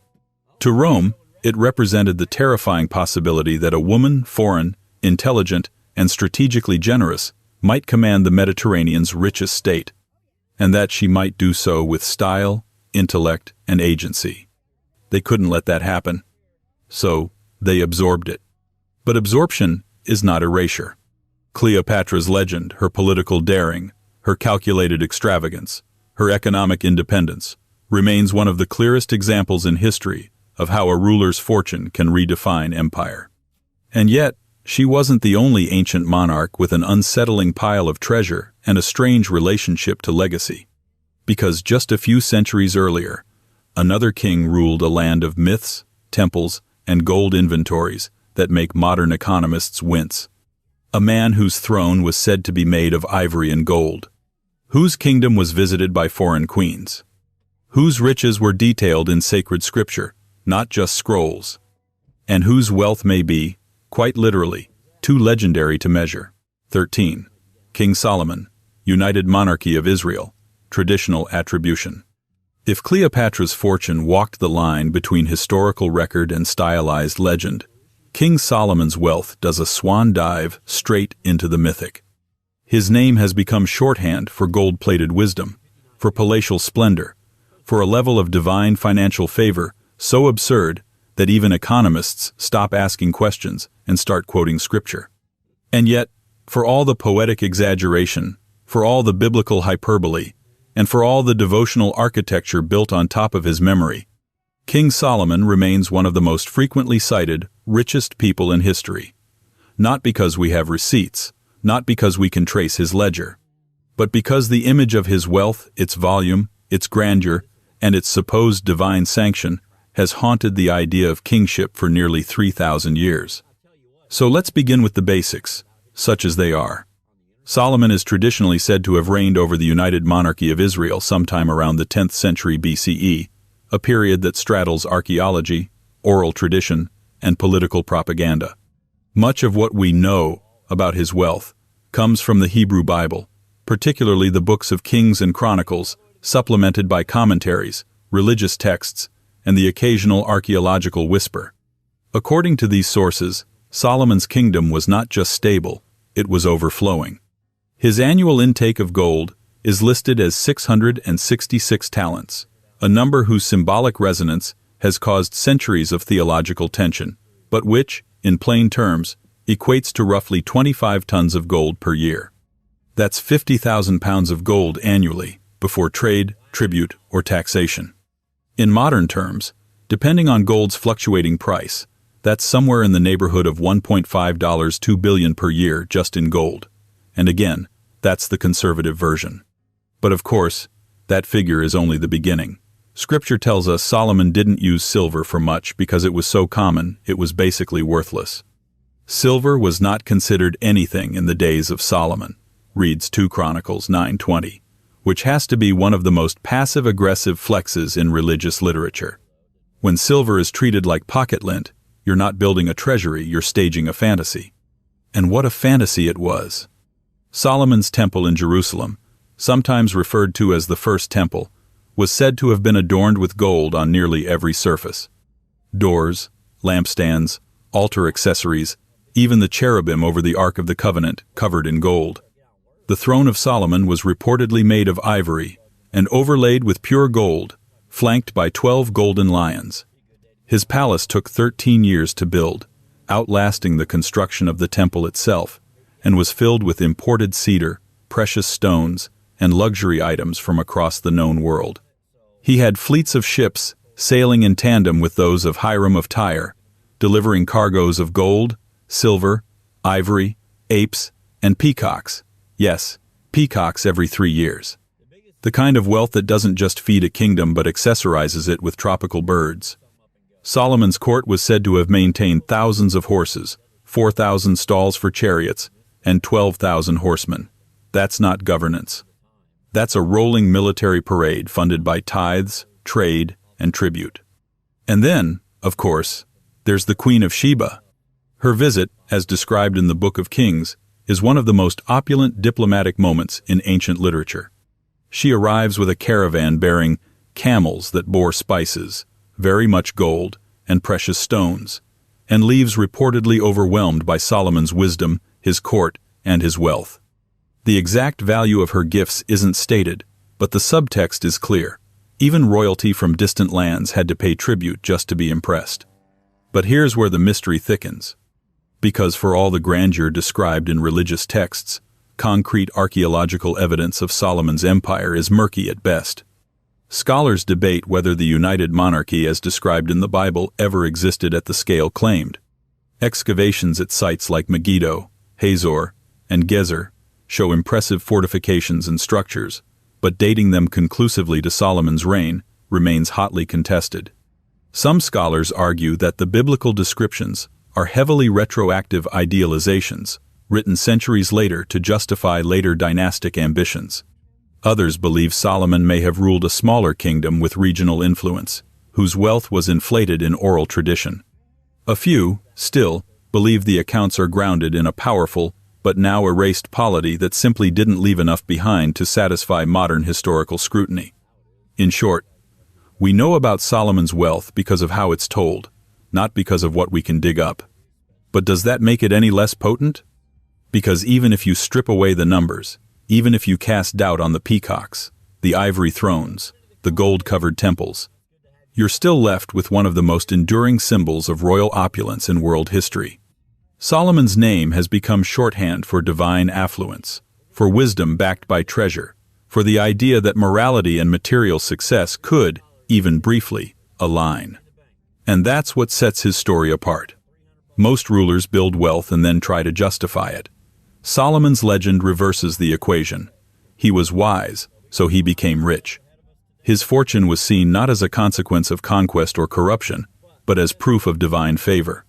In that sense, his wealth becomes less economic and more theological, a kind of sacred surplus. Of course, the irony here is rich. Because Solomon's later years, again, if we follow the biblical narrative, weren't exactly poster material for divine stewardship. His growing number of foreign wives, 700 wives, 300 concubines, if you're keeping score, and their accompanying temples to foreign gods, led to political instability, religious controversy, and eventually, the splitting of the kingdom under his son, Rehoboam. The kingdom that once unified 12 tribes fractured. The temple survived, but the empire didn't. Wealth had not saved Solomon from decline. It had, in fact, arguably funded the very distractions that unraveled his rule. And yet, his image endures. The idea of Solomon's gold-infused kingdom remains a fixture of art, literature, theology, and political imagination. His name appears in grimoires and Masonic lore. His temple is a foundational image in religious architecture. His judgment is referenced in courts of law. And his wealth? It's still evoked every time someone wants to conjure the image of ultimate, unchallenged, morally tinted power. But perhaps the most curious part of the Solomon story is how it was used after the fact. Later kings from Byzantium to Ethiopia would claim descent from him. Whole dynasties would root their legitimacy not in military might or economic strategy, but in a remembered treasury that may never have physically existed. Solomon didn't just become the wealthiest king, he became the original rich king, the control, the standard, the myth. But myths can be dangerous when money is involved. Because as Europe crawled into the early modern period, one monarch managed to stumble across the real thing. He didn't inherit myth. He inherited mine's vast, transoceanic flows of silver and gold, funneled straight from the New World into the imperial veins of Spain. And what he did with that money was a cautionary tale Solomon never lived long enough to tell. Because if Solomon represents wealth as divine blessing, then this next king represents wealth as curse. A tidal wave of bullion so immense that it drowned its master. 14. Philip II, Spanish Empire. If King Solomon's wealth was legendary, and divine golden thrones, temples, and biblical whispers, then Philip II of Spain represents the opposite. Wealth that was real, measured, counted in tons, logged in royal ledgers, and still somehow impossible to manage. His empire was the first to be called one on which the sun never set. His coffers were fueled by the single largest influx of precious metals in history. And yet, for all that silver, for all that glittering New World treasure, Philip's empire spent most of its time running out of money. This is not a joke. This is historical accounting. Philip II ruled Spain during its imperial apex, from 1556 to 1598. Under his control were not only Spain and its European possessions, but vast new territories in the Americas and the Philippines, which were literally named after him. His fleet of treasure ships brought back staggering quantities of silver and gold from the mines of Potosi in present-day Bolivia and Zacatecas in Mexico, mines so productive they changed the global economy. If Cleopatra used her wealth as diplomacy, and Solomon as theology, then Philip's wealth was extracted, minted, and shipped across oceans by the ton. From the 1550s to the early 1600s, estimates suggest that the Spanish Empire imported over 180 tons of gold and over 16,000 tons of silver from the Americas. That's not a typo. 16,000 tons. Imagine caravans of mules dragging silver across the Andes to waiting ships. Picture fleets of galleons crossing the Atlantic, armed to the teeth, delivering chests of bullion directly into the Spanish treasury. By modern prices, we're talking hundreds of billions of dollars, if not more. So, how rich was Philip II? Here's where it gets interesting. He had access to more cash than almost any ruler in European history, and yet he still defaulted on his debts multiple times. At least 4 major bankruptcies are recorded during his reign: 1557, 1000, 560, 1575, and 1596, despite the flood of silver from the New World. It's not that the money wasn't there, it's that the expenses were worse. Because Philip wasn't just hoarding wealth, he was funding a machine, a colossal one. He spent his fortune on wars across Europe against the Dutch in the 80 Years' War, against the French during the Wars of Religion, and famously against England with the failed Spanish Armada in 1588. He was the leading Catholic monarch during the Counter-Reformation, financing religious orthodoxy across multiple fronts. His empire had to pay for troops in the Low Countries, garrisons in Italy, naval patrols, colonial governors, administrators, and the never-ending cost of keeping the global imperial show running. This wasn't extravagance. It was institutional burnout. But Philip wasn't blind to the dangers. He was methodical, personally involved in administration, a micromanager of historic proportions. He ruled from the Escorial, a palace-monastery hybrid that embodied his austere, work-obsessed personality. Unlike Versailles, it wasn't a theater of pleasure. It was a granite command center. And yet, even from that granite fortress, even with silver arriving by the shipload, he could never quite make the math work. The Spanish economy itself couldn't absorb the metal fast enough. Inflation surged. The influx of bullion, instead of enriching everyone, created distorted markets. Prices rose. Wages didn't.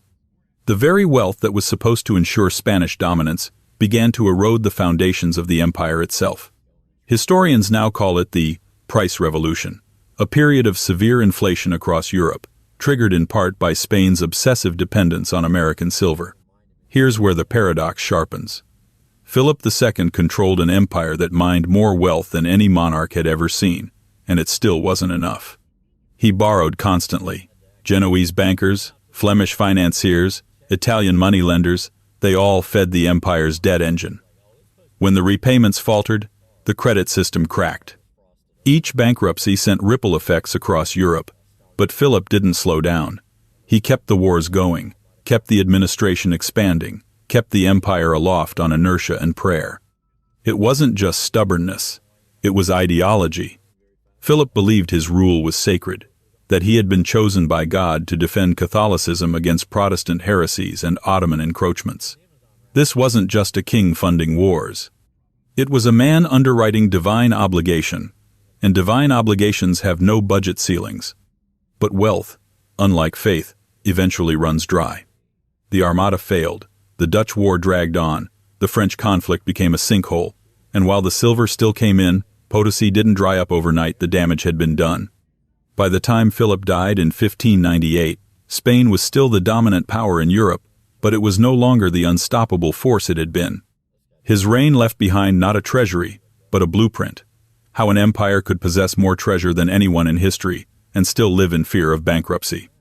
And maybe that's the most important part of the story. Because we like to think of wealth as protective as something that creates buffer, security, power. But Philip II proves that scale alone doesn't matter. His empire had all the gold, all the silver, all the external signs of economic dominance, and it still cracked under the weight of its ambitions. The real mystery isn't how much money he had, it's how quickly it stopped being enough. And that's the haunting part. Philip's empire was global, his mines were deep, his ships were strong. But money that comes too fast and too easy, especially when it's mined from the ground and shipped across oceans, loses its meaning. It becomes reactive, not strategic. Philip didn't manage wealth, he managed flow, and when that flow was interrupted, even slightly, the system shook. So yes, he was stupidly rich. But only on paper. In practice, he was rich in the way that oil barons and tech empires sometimes are. Asset-heavy, liquidity poor, and constantly borrowing from tomorrow to pay for today. And unlike Solomon or Cleopatra, whose wealth carried mythological weight, Philip's wealth was measurable, banked, and spent, and still couldn't solve his problems. But where Philip represented the fragility of treasure, his imperial counterpart to the east was using wealth for something more enduring. He wasn't trying to pay for legitimacy. He was legitimacy, a man whose empire sat at the crossroads of continents, whose palace glittered with calligraphy and conquest, and whose treasury paid for law, poetry, and siege cannons in equal measure. Because next comes a ruler whose empire wasn't just rich, it was magnificent. 15. Suleiman, the magnificent Ottoman Empire. If Philip II was a king with more treasure than stability, Suleiman the Magnificent was a sultan who turned his empire into a living monument, one where law and luxury, war and worship, coexisted under a single imperial canopy. Where Philip's Spain wobbled under the weight of imported bullion, Suleiman's Ottoman Empire generated its own wealth through a network of land, trade, and tribute that stretched across 3 continents and pulsed with bureaucratic control. And at the center of that system was a man so richly embedded into his empire's mythos that the word magnificent simply stuck. Suleiman ruled from 1520 to 1566, and during those 46 years, he became the definitive image of Ottoman glory, not just because of the borders he expanded or the laws he codified, but because of the scale at which he operated. His empire wasn't merely rich, it was self-sustaining, expansive, and terrifyingly well-organized. Let's start with geography, because for Suleiman, wealth was a matter of space as much as silver. By the peak of his reign, the Ottoman Empire controlled nearly the entire eastern Mediterranean, from Hungary in the north to Yemen in the south, from Algiers in the west to the Persian Gulf in the east. That included control over the Balkans, the Levant, Mesopotamia, the Arabian Peninsula, parts of North Africa, and the all-important city of Constantinople, renamed Istanbul, and transformed into the empire's beating heart. This was not just real estate. It was revenue infrastructure. The Ottomans operated under a timar system, a kind of feudal-like land grant structure that allowed the central state to collect taxes via provincial administrators while keeping direct control over military service and loyalty. It meant that Suleiman didn't have to invent new ways of getting rich. He just had to manage the flow of taxes, customs, duties, agricultural yields, and trade levies. And manage them he did. Suleiman's reign saw the peak of Ottoman legal centralization. He was deeply involved in the crafting and standardization of Qanun secular law that worked alongside Sharia to codify tax rates, trade regulations, and criminal penalties across a sprawling, diverse empire. This wasn't just legal philosophy. It was fiscal machinery. Law became policy, policy became tax, tax became wealth. So, where did the money go? Some of it went to military expansion. Suleiman led more campaigns than any previous sultan, personally commanding armies that swept through Hungary, laid siege to Vienna, and challenged the Safavids in Persia. His navy, led by admirals like Barbarossa, terrorized European fleets and ensured Ottoman dominance in the Mediterranean.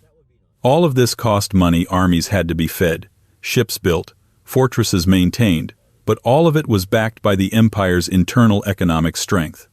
Other funds were funneled into patronage, architecture, education, religion. Under Suleiman's orders, the architect Mimar Sinan, arguably the greatest builder in Islamic history, redesigned Istanbul. Mosques, bridges, aqueducts, schools, and hospitals rose from marble and stone, financed directly from the imperial treasury, and carefully positioned as symbols of stability. The Süleymaniye Mosque, still standing in Istanbul today, wasn't just a religious site. It was a statement that Ottoman wealth didn't just conquer land. It shaped space, defined skyline, and branded eternity. But what really made Suleiman's wealth magnificent wasn't just its physical manifestations. It was the administrative elegance with which it was collected, processed, and deployed. The empire's treasury didn't rely on windfalls of silver or fragile international loans. It relied on annualized systems, on a bureaucracy that could extract consistent tribute from vassal states like Wallachia and Transylvania, collect customs from caravans crossing Syria, and taxed the flourishing artisan guilds of cities like Damascus, Cairo, and Istanbul. And those cities? They weren't just urban centers, they were economic engines. The Ottomans controlled major east-west trade routes and served as intermediaries between the spice-producing east and the consumption-obsessed west. Caravans loaded with silk, spices, ivory, porcelain, and precious stones passed through Ottoman checkpoints. Each checkpoint collected a toll. Each toll went into the treasury. Even religious infrastructure fed the system. The vakuf, or wakuf system, allowed wealthy elites, and the Sultan himself, to endow charitable institutions with property that would generate income for schools, mosques, and hospitals. It was a self-reinforcing cycle of faith-funded stability, and it made the empire look generous, even as it sustained imperial control. All of this meant that Suleiman could afford to live like the embodiment of divine rule. His palace, Topkapi, was a self-contained world of opulence, courtyards layered in geometric patterns, chambers adorned with Iznik tiles, pavilions built for seasonal rituals. The imperial treasury, housed within Topkapi's walls, held objects that bordered on the supernatural: emerald-encrusted daggers, golden thrones, ceremonial robes threaded with silk and sapphire. Was it personal wealth? Technically, no. It was state wealth, held by the Sultan in trust, but in practice, there was no meaningful boundary. Suleiman was the state. His signature, the Tughra, appeared on every legal document, coin, and treaty. He didn't ask for loyalty, he defined it. And yet, for all this control, Suleiman's wealth wasn't static. It moved, it adapted. His court attracted scholars from Persia, craftsmen from Italy, poets from Central Asia, theologians from Mecca. The Sultan sponsored translations, funded printing presses, sent ambassadors across Europe, and corresponded with monarchs who treated him as a peer or, in some cases, a threat. This was global wealth, before the concept of globalization. And yet, there's a strange quietude to Suleiman's financial legacy. Unlike the more chaotic monarchs of Europe, whose fortunes burned bright and then exploded, Suleiman's economy hummed like a well-tuned machine. His empire was rich, but not hysterical. Opulent, but not fragile. The money didn't come from conquest alone. It came from systems designed, refined, and enforced. So why don't we talk more about his net worth? Because it doesn't compute. Modern attempts to convert Ottoman revenues into modern USD struggle to find footholds. But rough estimates suggest that the empire's GDP during Suleiman's reign could have made him one of the richest rulers of his century.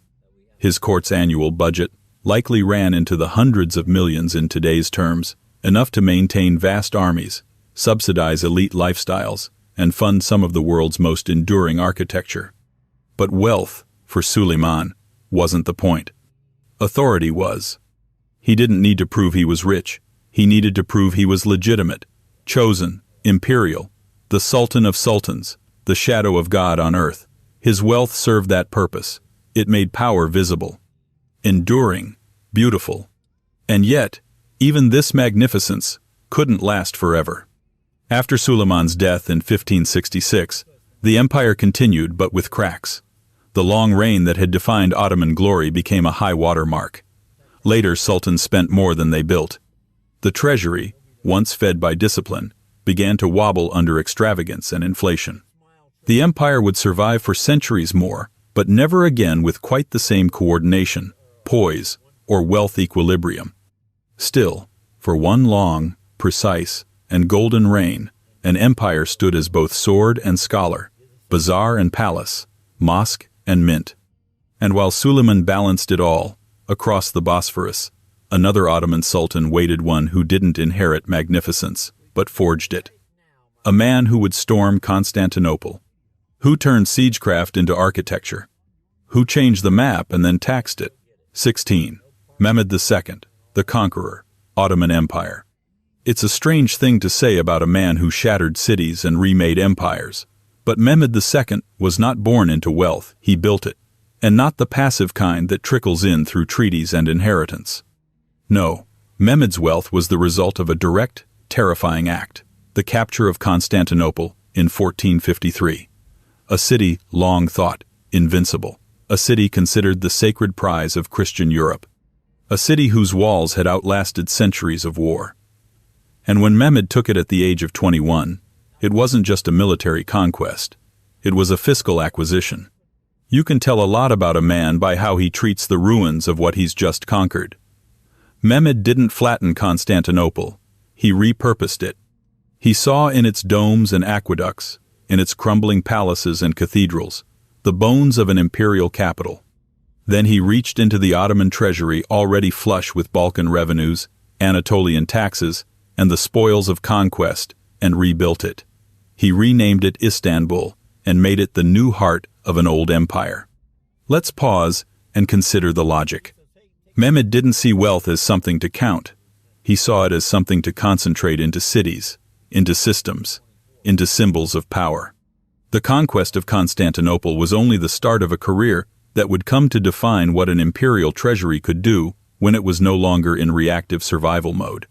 His reign, 1444, 1446, and then again from 1451, 1481, is the moment the Ottoman Empire transitioned from being a regional power to a global one.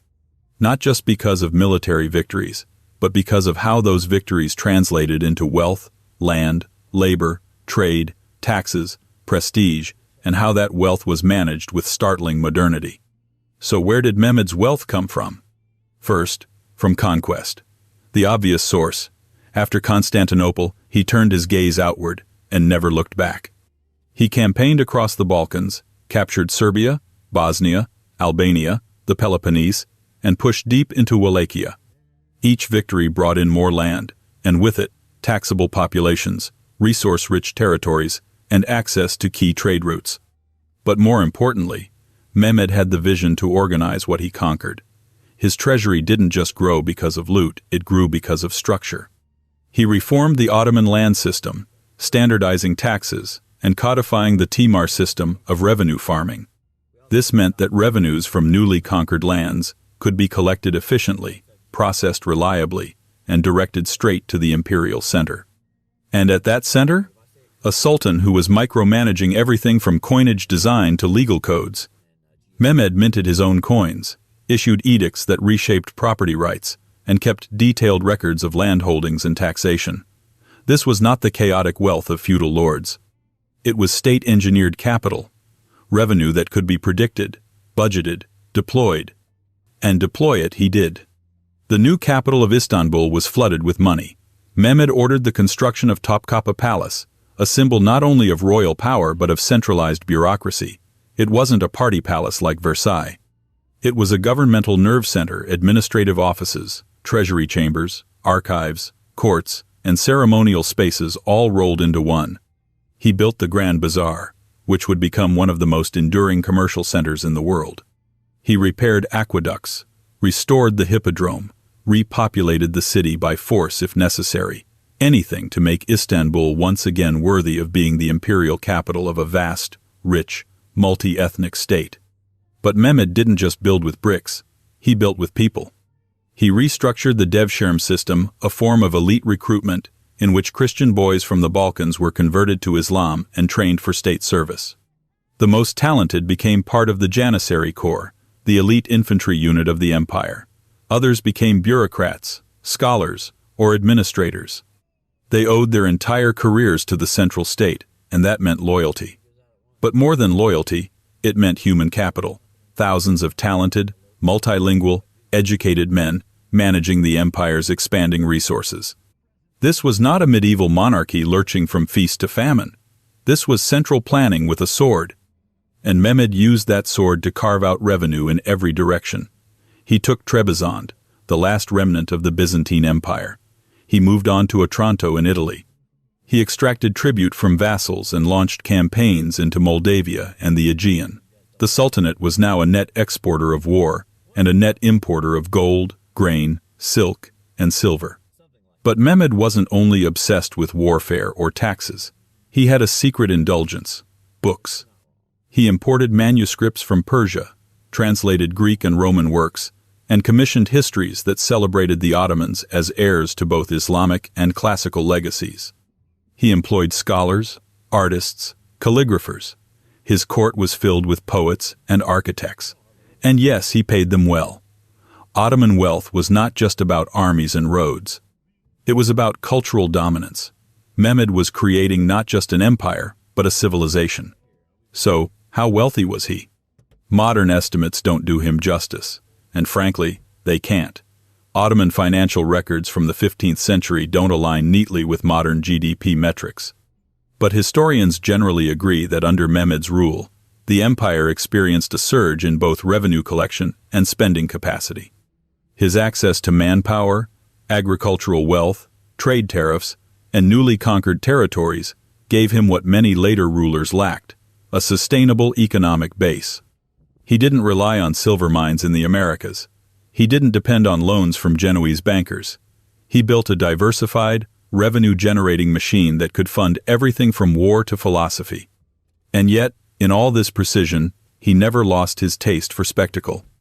There's a story, perhaps apocryphal, that when Mehmed entered the Hagia Sophia after conquering Constantinople, he picked up a clod of earth, threw it over his shoulder, and recited a line of Persian poetry. The spider weaves the curtains in the palace of the Caesars.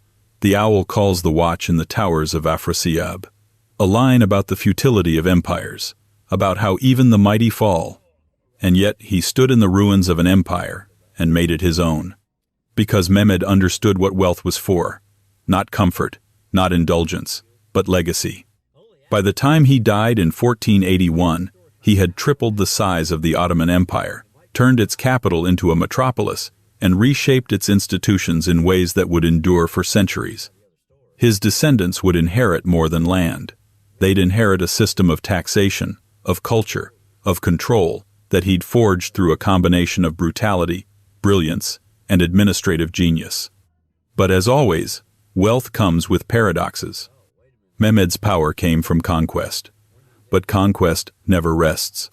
His empire would continue expanding but also stretching. Cracks would appear. Rebellions, external pressures, internal decadence. The wealth he built would be inherited, yes, but not always understood. And that brings us to his descendant, the emperor who inherited the richest version of that machine and tried to push it further. A ruler who reigned longer, spent more, collected more art, taxed more land, wrote more poetry. The sultan who ruled an empire so stable, so rich, so impossibly vast, that its decline felt impossible. Until it wasn't. 17. Aurangzeb, Mughal Empire. If Mehmed II was the architect of imperial wealth through conquest and centralization, then Aurangzeb was the executor of empire by scale. Cold, calculating, and almost surgically disciplined, Aurangzeb didn't just rule an empire, he administered a revenue system so vast, so granular, and so relentlessly extractive that even his rivals had to admire it. But unlike many kings on this list, Aurangzeb's name doesn't shimmer with diamonds or echo through banquet halls. He wasn't known for silk robes, courtly poetry, or peacock-throne theatrics. His legacy is different. It's heavier, more austere, and arguably more impressive. Because under Aurangzeb, the Mughal Empire reached its absolute territorial and administrative peak, and that meant wealth, serious, structural, stupidly expansive wealth. Let's look at the numbers first, not the fantasy kind, but the historian-approved, maddeningly footnoted kind. Aurangzeb reigned from 1658 to 1707. In those 5 decades, he expanded the Mughal Empire to cover nearly the entire Indian subcontinent. That's over 3.2 million square kilometers of land richer, more agriculturally productive, and more demographically dense than almost any other empire of its day. And while estimates vary, scholars generally agree that in the late 17th century, the Mughal Empire accounted for 20 to 25% of global GDP. Yes, a quarter of the world's economic output. Now, that doesn't mean Aurangzeb had trillions of dollars in his personal bank account. That's not how it worked. But it does mean that he sat atop an imperial machine that managed an enormous share of the planet's wealth primarily through taxation. Because if there's one thing Aurangzeb understood better than anyone, it was how to extract value from land. His empire's fiscal system was built on a finely tuned land revenue model known as the Zapt system, an evolution of earlier Mughal tax reforms. Essentially, every plot of arable land was surveyed, categorized by crop and productivity, and then taxed at a fixed rate. This wasn't feudal guesswork, it was more like agrarian accounting. Each region had its own schedule. Each crop had its own rate. Local officials were held to ledgers, not loyalties. The revenue officers Amils, Quanungos, and Patwaris reported up the chain to imperial inspectors, and they were often rotated out to prevent corruption or local alliances. The point wasn't just to collect taxes. It was to ensure that those taxes were maximized, predictable, and scalable. Aurangzeb's reforms also expanded state oversight of jagirs, land grants, limited hereditary claims to tax-free lands, and cracked down on revenue farmers who skimmed off the top. The result? A treasury that hummed with fiscal discipline. No dancing peacocks, no piles of rubies, just land, crops, and coin processed through an enormous bureaucratic funnel and poured into the imperial budget. And what did he do with all that money? He spent it. Not on luxury, but on war. Aurangzeb was a conqueror. He pushed south into the Deccan, battling the sultanates of Bijapur and Golconda, expanding Mughal rule into areas that had resisted Delhi for centuries. These weren't easy wins. They required long sieges, vast armies, supply chains stretching thousands of miles, and a nearly fanatical level of administrative oversight. The costs were immense, but so were the returns. Each new province brought in more land to tax, more elites to co-opt, more resources to feed the imperial machine. Aurangzeb didn't just fight to win. He fought to absorb, to turn resistance into revenue. To make the empire not just bigger, but deeper. But here's the twist. Unlike many emperors, Aurangzeb lived simply, or at least, he performed simplicity with the same intensity that others performed opulence. He wore plain white robes. He copied Qurans by hand to sell and donate the proceeds to the poor. He refused many of the courtly entertainments that defined his predecessors. He was devout, yes, but also intensely pragmatic. He believed luxury weakened rulers. And so, he ran his empire like a business. Minimal overhead, maximum extraction. Even his court architecture reflects this. The Bibi Ka Maqbara, commissioned in memory of his wife, was a sort of budget Taj Mahal built in the same style, but with cheaper materials and a far more modest scope.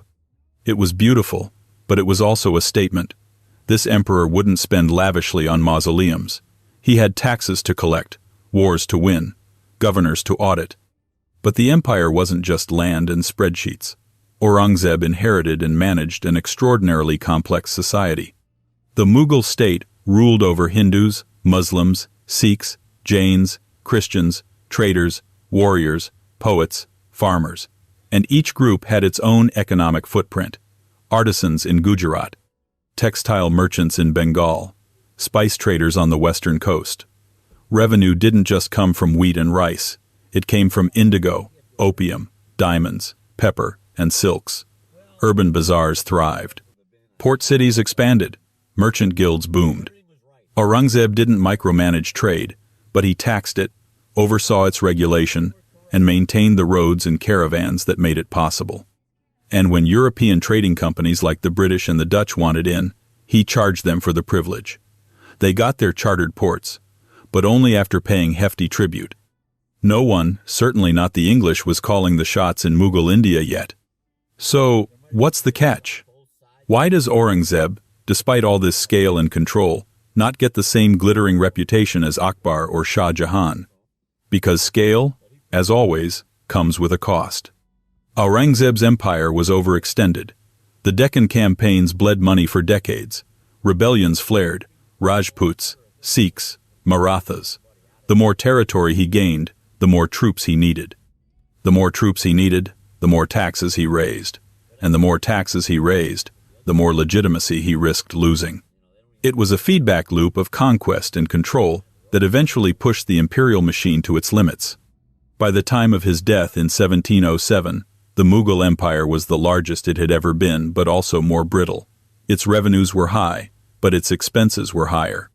Its armies were powerful, but spread thin. The bureaucracy still functioned, but with growing strain. And yet, even in decline, the sheer economic gravity of Aurangzeb's empire remained staggering. He didn't leave behind a jewel-encrusted throne or golden statues. He left behind ledgers, legal codes, roads, bridges, and a tax base so large that it would take another century of colonialism to figure out how to extract it more ruthlessly. In fact, British colonial administrators would later study Mughal revenue records to figure out how to tax India more efficiently. That's how well the system worked. It outlived the emperor. It became the blueprint. Aurangzeb may not have bathed in gold, but he understood what gold meant. He didn't display wealth, he deployed it, quietly, strategically.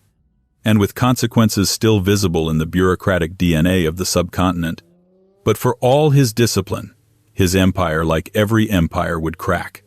Wealth alone doesn't hold borders, and administration, without consensus, eventually curdles into control. Still, for one long, intense reign, Aurangzeb proved something few others on this list ever did, that the truest power of wealth isn't how it dazzles, but how it functions. He ruled not through decadence, but through design. Not with peacocks, but with paper trails. Not with legend, but with receipts. And after him came silence, a long decline, a slow unraveling. But before the British came knocking, before colonization turned revenue into extraction and governance into accounting, there was one more kingdom, one more treasury, one more ruler whose gold seemed bottomless. He ruled in Africa. And the stories of his fortune didn't just spread across continents, they distorted economies. His pilgrimage was not just famous. It was so wealthy, it changed the price of gold. 18. Amenhotep III, New Kingdom, Egypt. Long before Mughal India rose, before the Ottomans taxed their way across continents, and even before Augustus refashioned the Roman economy into a personal empire, there was Amenhotep III, pharaoh of the 18th dynasty of Egypt, known to later scribes and modern historians as the dazzling sun disk of the ancient world. His reign, from roughly 1390 to 1352 BCE, unfolded during Egypt's Golden Age, an era when the Nile was generous, the temples were ever expanding, and the rest of the known world seemed to orbit Egypt's gravitational wealth like supplicant moons. This was a time before hard coinage, before global bullion markets, before fiscal spreadsheets and GDP estimates. Yet somehow, Amenhotep's wealth still manages to register today, not through numeric conversions, but through the sheer audacity of his spending, the tone of international correspondence, and the scale of his architectural footprint. He was rich in a way that was deeply performative, diplomatically acknowledged, and here's the twist, so overwhelming that it bordered on myth. And yet, myth is precisely how he made it real.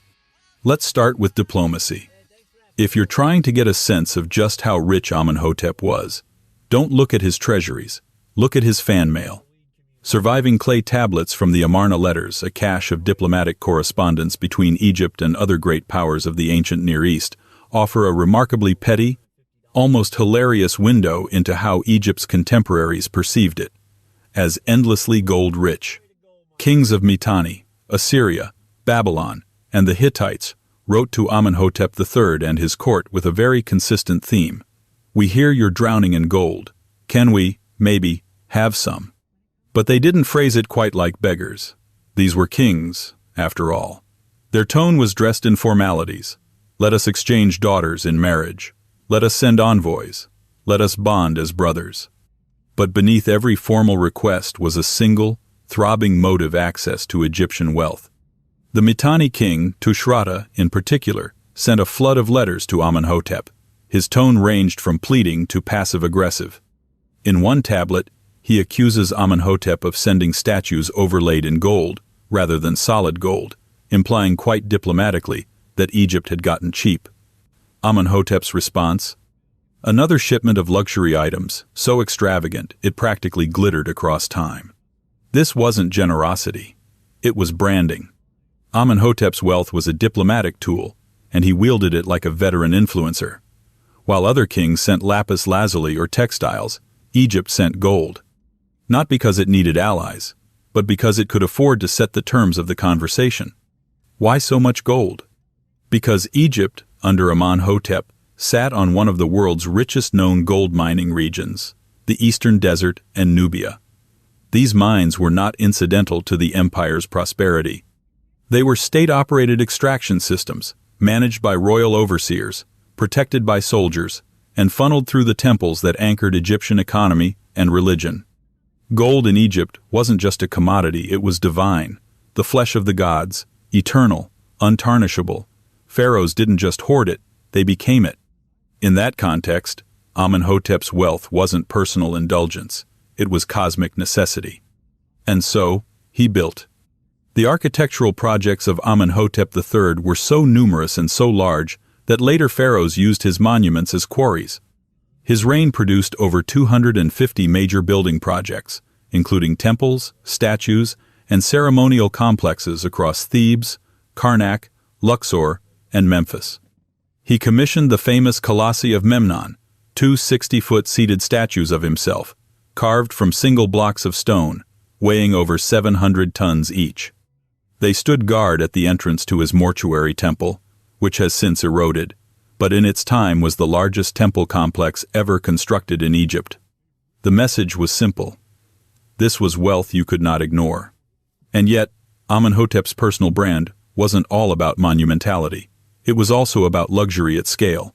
His palace at Malkata was less a residence and more a small city, vast ceremonial courts, ornate wall paintings, artificial lakes, imported cedar from Lebanon, decorative tiles made in royal workshops. The whole complex was designed not just for domestic comfort, but for theatrical effect. A venue for feasts, processions, and the subtle projection of divine legitimacy through decor. This wasn't decadence in the sense of waste. It was wealth functioning as ritual choreography. Amenhotep also expanded the role of religious cults, particularly the worship of Amun, the chief deity of Thebes. Temples to Amun were endowed with enormous landholdings, staff, and wealth. Offerings flowed in from across the empire. Livestock, grain, gold, and crafted luxury goods. The temples, in turn, functioned as economic centers, owning labor, producing art, and anchoring the state's sacred bureaucracy. And yet, here's where the story veers from the typical royal treasury narrative. Amenhotep's wealth did not lead him into detachment or dissipation, it led him to experimentation. By the end of his reign, Egypt was beginning to shift religiously toward a more monotheistic emphasis on the sun god Aten, a shift that would be radically advanced by his son, Akhenaten. Historians still debate how much of this religious shift Amenhotep personally initiated, but what's clear is that his later reign grew increasingly symbolic, even abstract. His titles grew longer, his inscriptions more grandiose, his divine associations thicker. This wasn't just ego, it was a strategic use of wealth to elevate the office of pharaoh from ruler to cosmic constant. He wasn't just building palaces, he was building theological infrastructure. And it worked. His reign was relatively peaceful. Trade thrived. Art reached exquisite levels of refinement. Foreign embassies treated him like the center of the world. Even later kings who dismissed his religious flirtations still used his temples, his titles, and his style. And yet, despite the vastness of his wealth, we have no clear record of a personal vault, no master inventory of his possessions.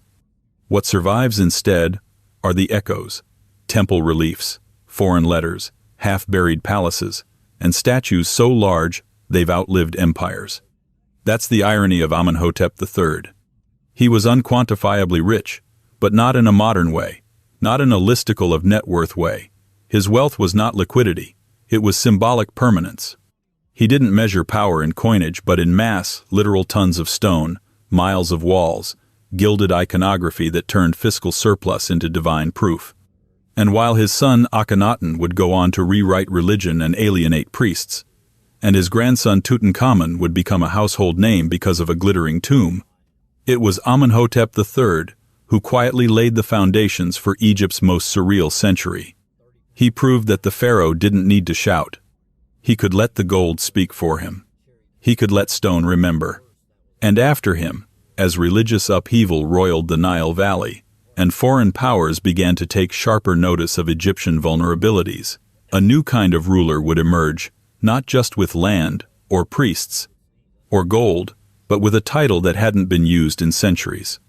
He called himself Emperor, and his empire would rise not in the desert, but in the forests and fields of Western Europe built on tribute, land, and a vision of Christian renewal. His name was Charlemagne, and his kingdom was very, very large. 19. Charlemagne, Carolingian Empire. The thing about Charlemagne, the man mythologized as the father of Europe, is that his wealth doesn't glitter like Pharaoh's gold or Mughal gems. It doesn't come with a specific throne made of peacocks or a palace that could double as a planet. Instead, Charlemagne's richness came wrapped in parchment, oaths, and land deeds. His wealth was made of vassals, estates, grain, and divine mandates. It was less about shiny surfaces and more about surface area specifically, how much land he could claim, tax, or hand out like a game show host with a serious messiah complex. And there was a lot of land. When Charlemagne, also known as Charles the Great, died in 814 CE, he ruled over most of what is today France, Germany, Belgium, the Netherlands, Luxembourg, Switzerland, Austria, and large portions of Italy and Spain. It was the largest empire in Western Europe since the fall of Rome. But Charlemagne didn't inherit this wealth whole. He built it one conquest, one forced conversion, one land grant at a time. Let's get something straight. Charlemagne was not a king of cash. He was a king of capacity. Coins existed, sure. The Carolingians minted silver denarii, and trade networks snaked through his empire. But the real economic engine of the realm was land measured not in square meters, but in obligations. Because Charlemagne understood something subtle but profound. Land wasn't just about what it grew. It was about who worked it, who controlled it, and who owed what to whom. So, if you're imagining vaults of treasure, forget it. The treasure was alive in peasants, in harvests, in cattle, in service. His fortune wasn't stacked in bars, but marched in rows of soldiers whose armor had been funded by harvest tithes and bartered loyalty. This was the feudal template before it became feudalism. Here's how it worked. Charlemagne granted estates to nobles and churchmen, often in exchange for military service or religious favor. These grants were benefices, conditional gifts tied to duty. And in return, those local elites managed the land, collected the produce, maintained order, and sent troops when summoned. It was a decentralized web of land for loyalty, wealth for warriors. It wasn't neat, it wasn't stable, but it worked. Especially when the empire was held together by personality, and Charlemagne had plenty. He was over 6 feet tall, in a time when most men were not. He had a booming voice, a taste for simple clothes, and an uncanny ability to perform humility while enforcing empire. He could switch from Latin prayers to battlefield commands without blinking. He was a devout Christian who also weaponized religion like a spreadsheet. You convert, you get land. You rebel, you lose it. And then, on Christmas Day in the year 800, he got crowned emperor. Pope Leo III, in a move both stunning and deeply calculated, placed a crown on Charlemagne's head during Mass at St. Peter's Basilica. Just like that, Charlemagne was declared Emperor of the Romans. He hadn't asked for it, at least publicly, but he didn't refuse it, either, because now his empire wasn't just big, it was legitimate, holy. And with divine sanction came a new layer of wealth, symbolic authority that could be translated into tribute, tithes, and a fresh wave of land donations to monasteries that, conveniently, reported back to the emperor's inner circle. See, Charlemagne didn't just conquer land, he turned it into policy. He issued capitularies, legal edicts that governed everything from forest use to church appointments. These weren't laws in the Roman sense. They were instructions from the top, designed to be adapted locally. He sent out missi dominici, royal envoys, to enforce these edicts and inspect his vassals. They carried his authority to the outer edges of the empire. They were, effectively, human versions of state power, part judge, part auditor, part royal spy. In a sense, Charlemagne was the first Western ruler since Rome to attempt something resembling centralized administration over a vast multi-ethnic territory. It didn't last forever. But while it did, it made him stupidly rich not just in coin, but in capacity. Take the church.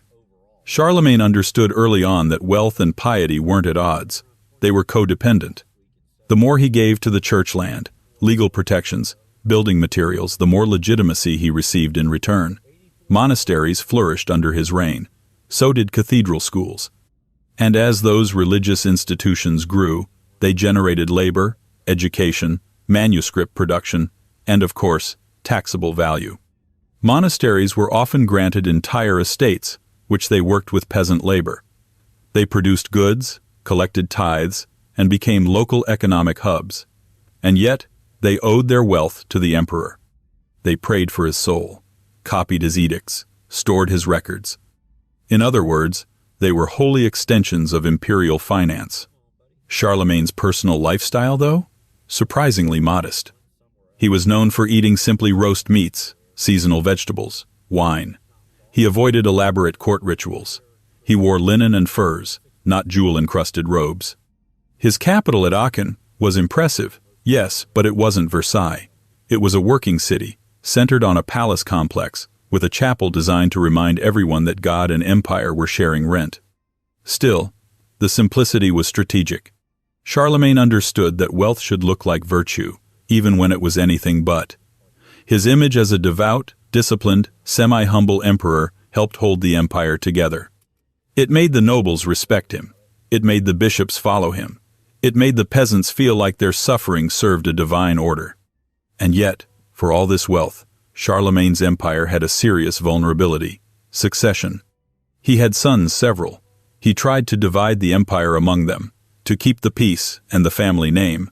But as anyone who's studied European monarchies knows, dividing land rarely divides conflict. After his death, the empire fractured. Internal rivalries, external invasions, and logistical overreach chipped away at the system. But his legacy? That stuck. He became the model for medieval kingship. His empire, the Carolingian Empire, was the reference point for centuries. Holy Roman emperors claimed descent from him. His legal reforms shaped early European institutions. And even today, he's remembered less as a man and more as an era. So how rich was he? There's no spreadsheet, no vault, no standardized silver count. But under Charlemagne, the imperial budget could fund multiple armies, maintain a network of cathedrals and monasteries, issue laws, inspect vassals, and build a sense of unity across a fractured continent. That's not casual wealth. That's institutional power, the kind that survives in place names, ecclesiastical boundaries, and legal customs. And that brings us to a different kind of emperor, one from the East. Not a conqueror of scattered kingdoms, but the ruler of one of the most bureaucratically advanced states in pre-modern history. A man whose dynasty would reign for centuries. Who used wealth not to feed ambition, but to stabilize an entire civilization. He wasn't loud, he wasn't flashy. But under his rule, China would rise. And the economy would hum with a scale no European king could match. His name? Kangxi. And his treasury was an empire in itself. 20. Kangxi, Emperor, Qing China.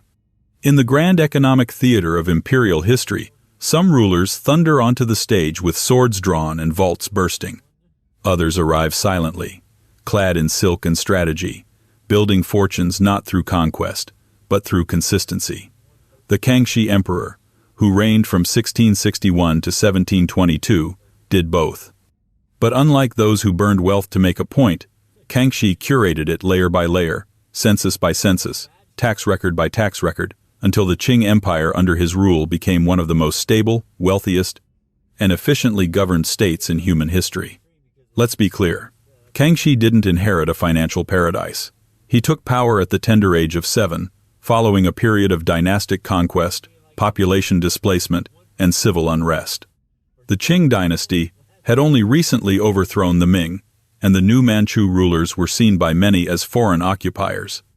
Kangxi's early reign was dominated by regents, rebellions, and the lingering fear that the empire might crack under its own contradictions. It didn't, because Kangxi, once of age, turned out to be terrifyingly competent. His personal life reads like a Confucian hero's resume: fluent in Chinese classics, fluent in Manchu, brilliant military tactician, skilled horseman, calligrapher, mathematician, patron of science, and critically, a bureaucratic obsessive. Kangxi ruled for 61 years, the longest reign of any emperor in Chinese history. That's 6 decades of compiling wealth not just for display, but for function. So where did all that wealth come from? The foundation was land. China during Kangxi's reign remained a heavily agrarian society, and the land tax system was the engine of state revenue. But Kangxi didn't just inherit this system, he tuned it. The empire was meticulously mapped, and land ownership records were updated regularly. Fields were taxed based on quality, productivity, and size. To smooth unrest, Kangxi implemented tax reductions in times of flood, drought, or famine. His famous tax remission policies, including the cancellation of the head tax in 1712, weren't acts of generosity. They were fiscal investments in stability. When you're managing the world's most populous empire, predictable tax revenue isn't just good policy, it's existential insurance. But the land tax was just one stream. Kangxi also reaped immense wealth from state monopolies, particularly on salt and tea, two of the most valuable commodities in the Qing economy. These monopolies weren't casual. They were carefully regulated ecosystems, designed to ensure steady income to the state, while allowing merchants just enough flexibility to remain loyal and taxable. And then there was silver. Kangxi's China operated largely on a silver standard, and thanks to the global economy of the early modern world, silver poured into China from Spanish America, Japan, and Southeast Asia. Why? Because China produced what the world wanted: porcelain, silk, tea, lacquerware, and the Qing court understood how to control the terms of trade. Chinese merchants accepted silver, and lots of it. While European states wrestled with inflation and mercantilism, Kangxi sat at the helm of an economy that was both globally magnetic and internally coherent. By the end of the 17th century, foreign observers were marveling at the sheer volume of silver circulating through Chinese markets. Kangxi didn't hoard it in vaults like a miser king. He kept it moving into roads, canals, grain reserves, and military campaigns. This wasn't a dead treasury. It was a liquid empire. Speaking of infrastructure, one of Kangxi's greatest achievements was the repair and expansion of the Grand Canal, the ancient artery that connected China's economic zones. Under his rule, the canal system was dredged, maintained, and regulated with intense attention. Grain shipments from the south to the capital in Beijing resumed at reliable levels. This was more than logistics, it was fiscal choreography. Keeping food prices stable in the north prevented unrest. Stability protected revenue. Revenue funded the army. The army protected the infrastructure. It was a virtuous cycle, and Kangxi kept it spinning. And speaking of the army, he had one, a big one. But unlike emperors who bled their economies dry through endless war, Kangxi managed to fund prolonged military campaigns, such as the suppression of the revolt of the Three Feudatories, and wars in Tibet and against the Dzungars without bankrupting the state. His secret? Strategic timing, careful budgeting, and a remarkable ability to integrate conquered territories rather than just occupy them.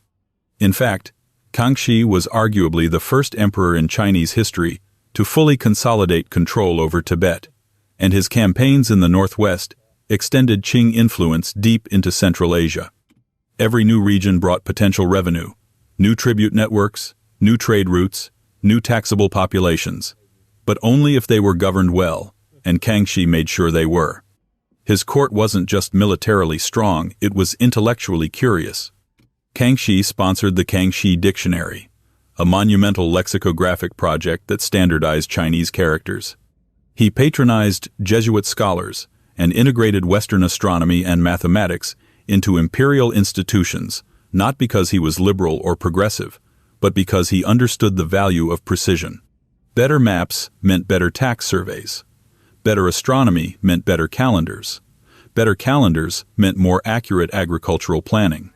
Knowledge, in Kangxi's China, was administrative power, and administrative power was wealth.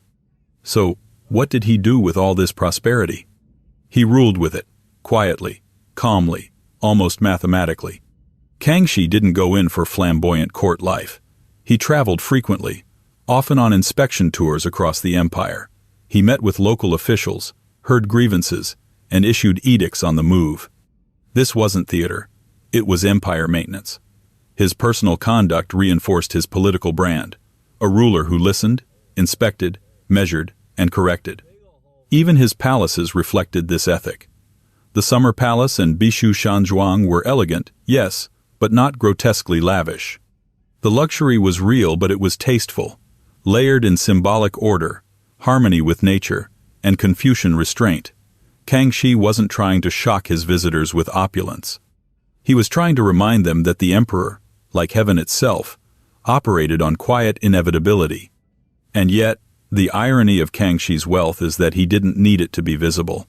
He had no throne made of rubies, no legendary diamond used as a desk weight, no coronation spectacle designed to humiliate rival kingdoms. His power came from being undeniable, from the fact that his rule worked, that his policies held, and that his system could absorb setbacks without breaking. That's a rarer form of wealth. Not glamour, but resilience. By the time of his death in 1722, Kangxi had ruled for over 6 decades. He left behind a state that was not only vast and multicultural, but financially solid, administratively structured, and economically integrated. His successors would ride the wave of prosperity he created, even as they faced growing internal and external pressures. But for a moment, just a historical blink, China under Kangxi represented a vision of imperial wealth that was not about hoarding, but balancing, not about splendor, but about durability. And as the mandarins tallied up grain reserves, as silver coins clinked across trading posts, as taxes arrived on time and armies marched with supplies, the real symbol of Kangxi's wealth was not a jewel or a building. It was a functioning system, a moving empire. But not all rulers are so serene. Because far to the north, another empress was preparing to put on a different kind of show. She wasn't raised in an imperial household. She seized power through calculation, charisma, and just the right amount of scandal. And once she had the throne, she spent. On palaces, on art, on opera, on empire. Her name was Catherine the Great, and she made extravagance into a political ideology. 21. Catherine the Great, Russian Empire. If Kangxi was the master of empire by administration, Catherine the Great was the mistress of empire by curation.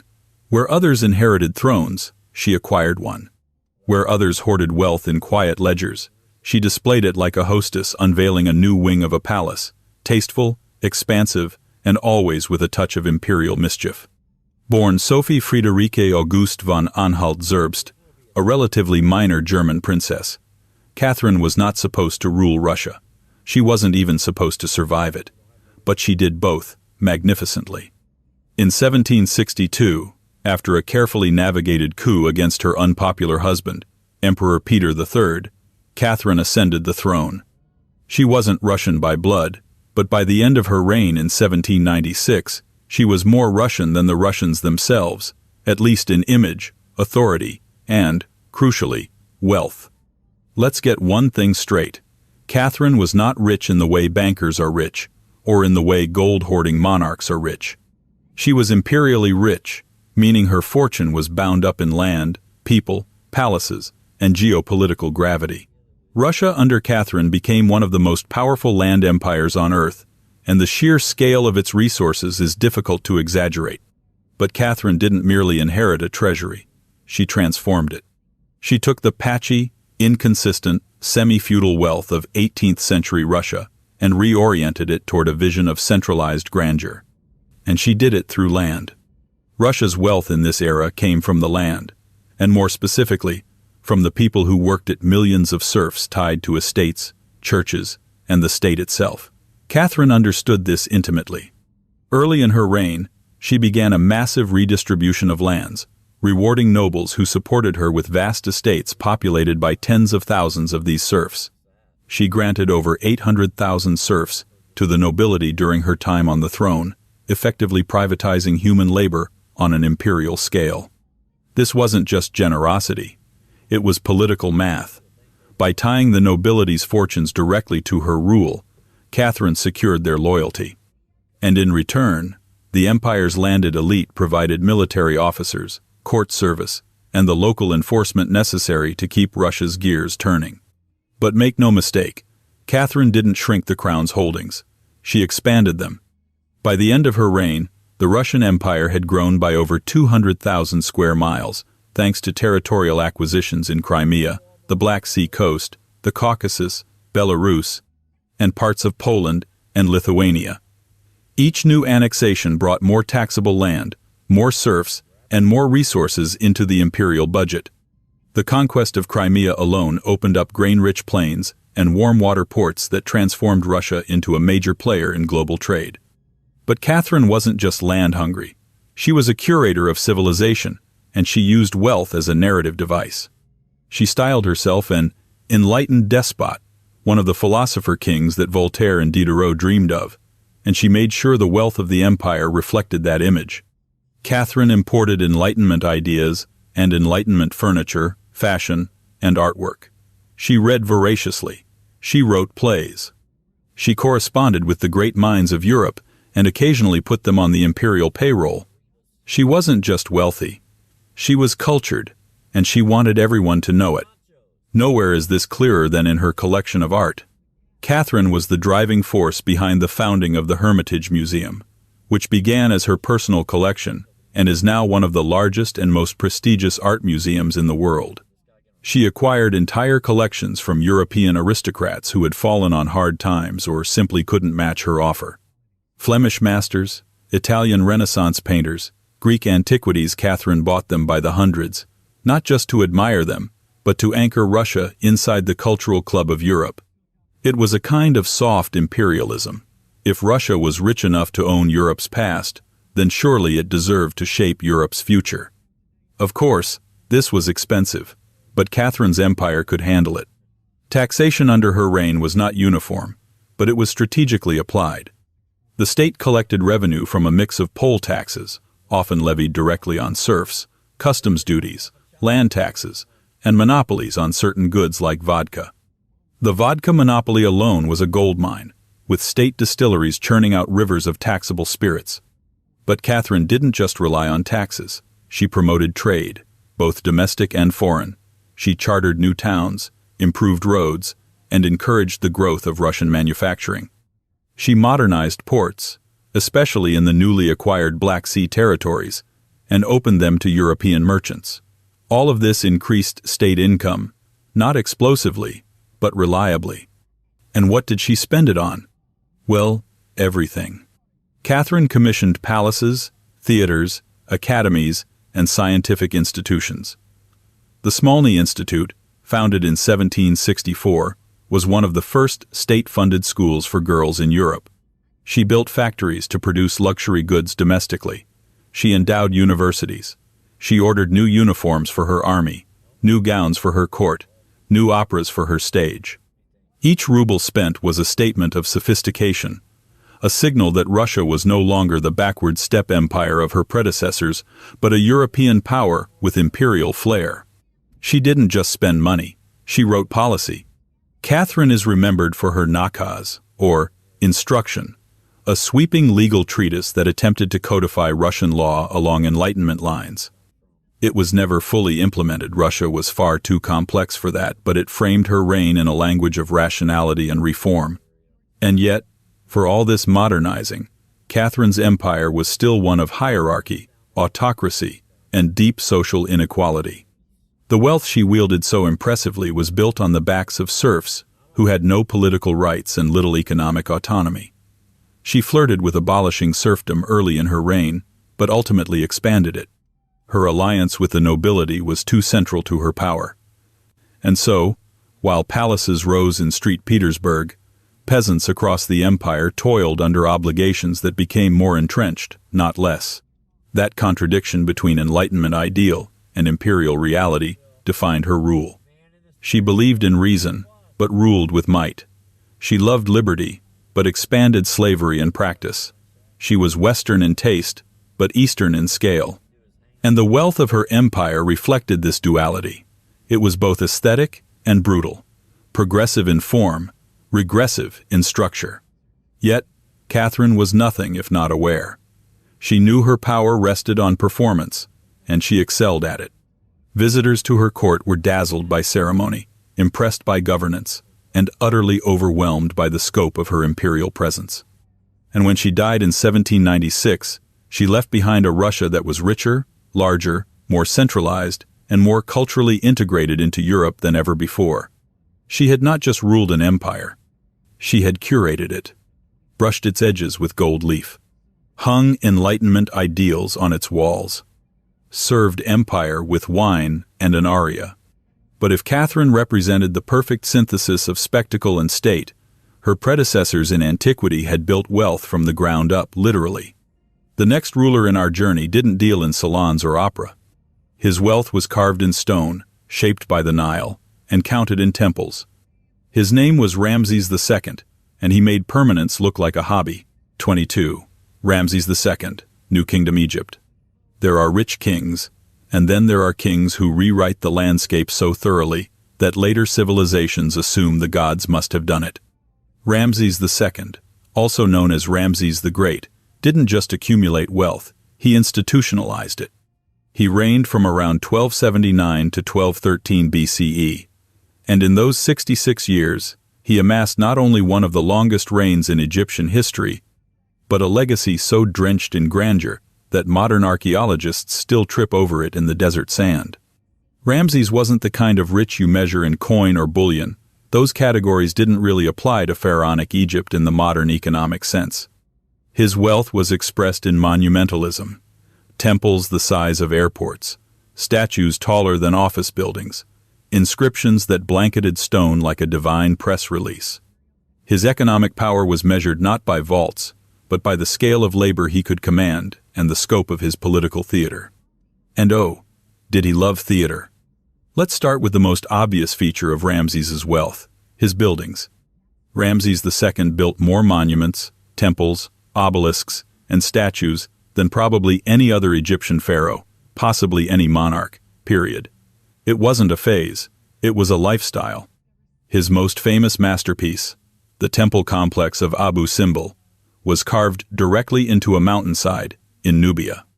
The facade features 4 seated colossi of Ramses, each over 60 feet tall, staring eternally over the Nile.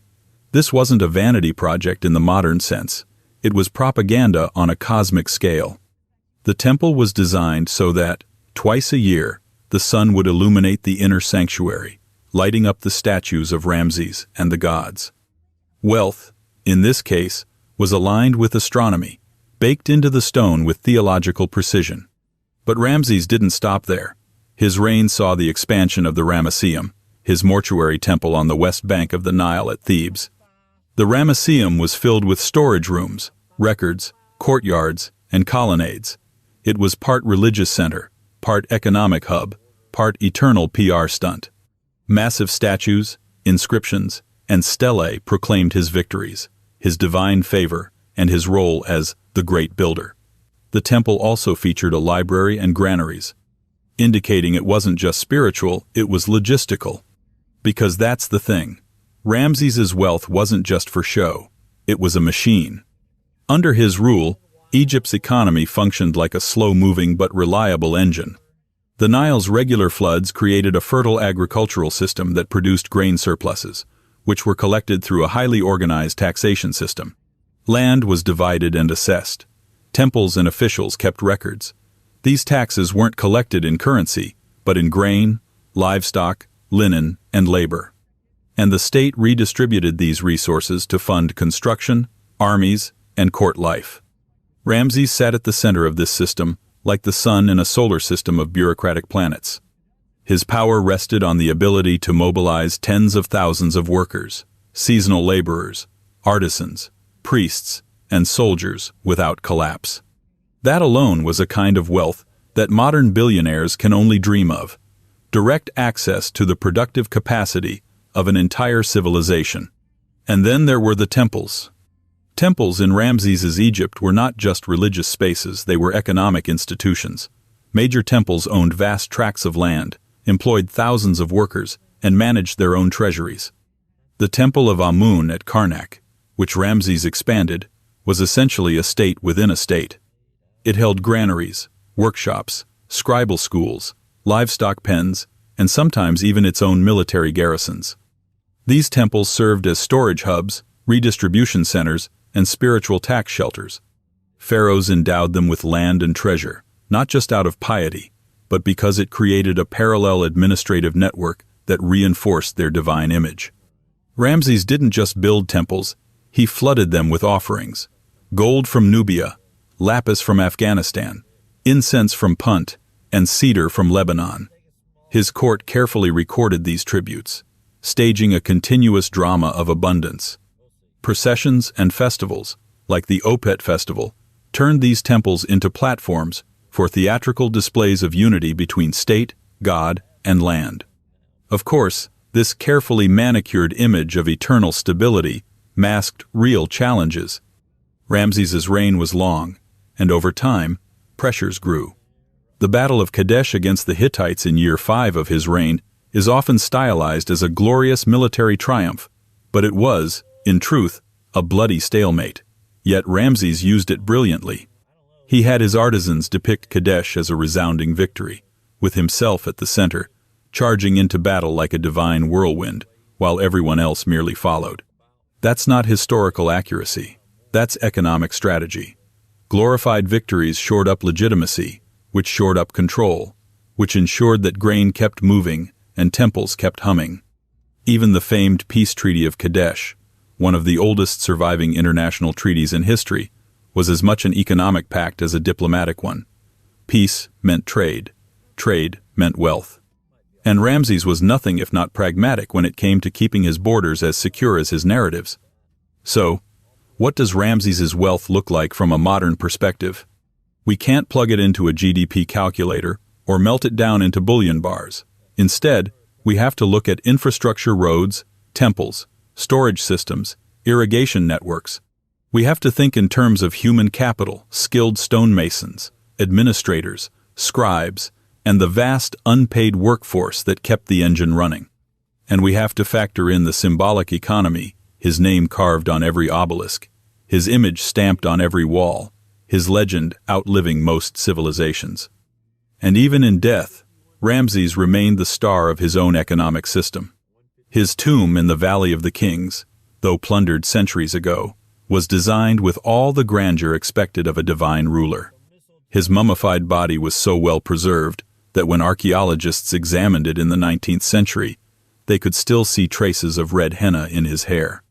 The fact that his corpse was later issued an Egyptian passport for transport to France, listing his occupation as king deceased, only underscores the lingering absurdity of his fame. That's wealth, when even your mummy requires documentation. But beyond the monuments and the myths, Ramses II's wealth teaches us something about imperial psychology. His reign was a 66-year experiment in economic theater, where prosperity wasn't just about materials, it was about meaning. Ramses turned wealth into story, into scripture, into skyline. He didn't just want to be rich. He wanted to be remembered as rich, forever. And it worked. His image endured into the Greco-Roman period. His temples became tourist attractions for ancient visitors. His name was preserved in biblical tradition as Pharaoh. And even today, his statue guards the entrance to the Grand Egyptian Museum, as if to remind everyone that wealth, in its most enduring form, is monumental memory. But not all kings operated through temples and grain silos. Some, like the next one, ruled a different kind of empire, a tribute machine, fueled by fear, ceremony, and the systemic collection of rare and precious goods from every corner of a conquered domain. His name was Montezuma II, and his fortune, real or imagined, would trigger one of the most infamous treasure hunts in world history. 23. Montezuma II, Aztec Empire, Triple Alliance. Wealth is usually measured in permanence temples that survive, treasuries that spill open, ledgers that line museum cases. But Montezuma II, the last fully sovereign emperor of the Aztec Empire before its fall, is a different kind of case study. His wealth flickers between historical record and half-buried legend, preserved not in coin but in rumor, myth, and plundered fragments. He may be the richest man in history, whose fortune is better known for its absence than its presence. A king defined not by what he kept, but by what others claimed he lost. So, let's try to find him, or at least the shape of him. Montezuma II ruled from 1502 to 1520, during the final chapter of the Aztec Triple Alliance, a sprawling tribute-based empire that extended across much of central Mexico. He didn't build the empire, but he refined its machinery into something near total. The Aztec state was not built on mines or merchant wealth, it was built on tribute, that ancient system of organized extraction, wrapped in religious ceremony and political hierarchy. And Montezuma? He sat at the top like a god dipped in obsidian. Every year, the imperial capital of Tenochtitlan received tribute from hundreds of subject city-states. Cloth, feathers, jade, cacao, shells, obsidian tools, gold, and most famously, turquoise-encrusted ceremonial goods were all shipped into the city in staggering quantities. Detailed codices show tribute registers itemizing the exact number of garments, bundles of incense, and lengths of cotton due from each province. Montezuma didn't just take, he accounted. There was no ambiguity in this system. To serve the empire was to deliver wealth on schedule, and to fail was to invite the wrath of the gods, usually enforced by Aztec armies. Montezuma inherited this system and intensified it. His court was famously stratified, his rituals elaborate, his command over economic life near total. The empire's subject peoples weren't just taxed, they were kept in a state of ritual dependence that made every delivery of goods feel like an act of cosmic alignment. In short, Montezuma's wealth was measured in obedience, and his economy was a pyramid with his palace at the top. And what a palace! According to early Spanish accounts, especially those of Bernal Díaz del Castillo, Montezuma's royal residence in Tenochtitlan was a kind of feathered Versailles. There were multiple courtyards, hundreds of rooms, gardens with rare birds, aquariums with exotic fish, and warehouses filled with luxury goods. The emperor's dining table featured dozens of prepared dishes served on elegant ceramic ware. He was said to use golden utensils. He changed clothes several times a day and never wore the same garment twice. It's hard to know how much of this is fact and how much is European awe being mistaken for inventory. But what's clear is that Montezuma's court was deeply ceremonial, and his wealth was designed to feel alien, overwhelming, and divine. The Aztec understanding of wealth wasn't purely material, it was cosmic. Items like turquoise, quetzal feathers, and jade weren't just valuable because they were rare, they were sacred, associated with deities, celestial forces, and ancestral order. The emperor's regalia, his headdresses, his cloaks, his jewelry weren't simply decorative, they were ritual statements, talismans of world-ordering power. Gold, in particular, was considered less valuable than feathers or jade by the Aztecs. It was beautiful, yes, but symbolically secondary. The Spaniards, of course, didn't see it that way. Which brings us to the awkward moment where European hunger meets indigenous hierarchy.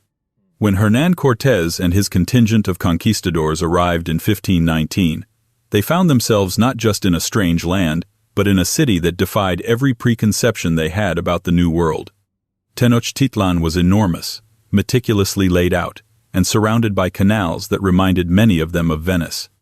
It had marketplaces, administrative centers, causeways, temples, and yes, plenty of signs of luxury. It was cleaner, better organized, and more orderly than most cities in Europe. And at the heart of this improbable metropolis stood Montezuma, a man who had never lost a war and who now faced a new kind of enemy armed not just with steel and gunpowder, but with a completely alien theory of wealth. Cortés was deeply impressed by Montezuma's court and also deeply calculating. He accepted Montezuma's hospitality while scheming to destabilize his power from within.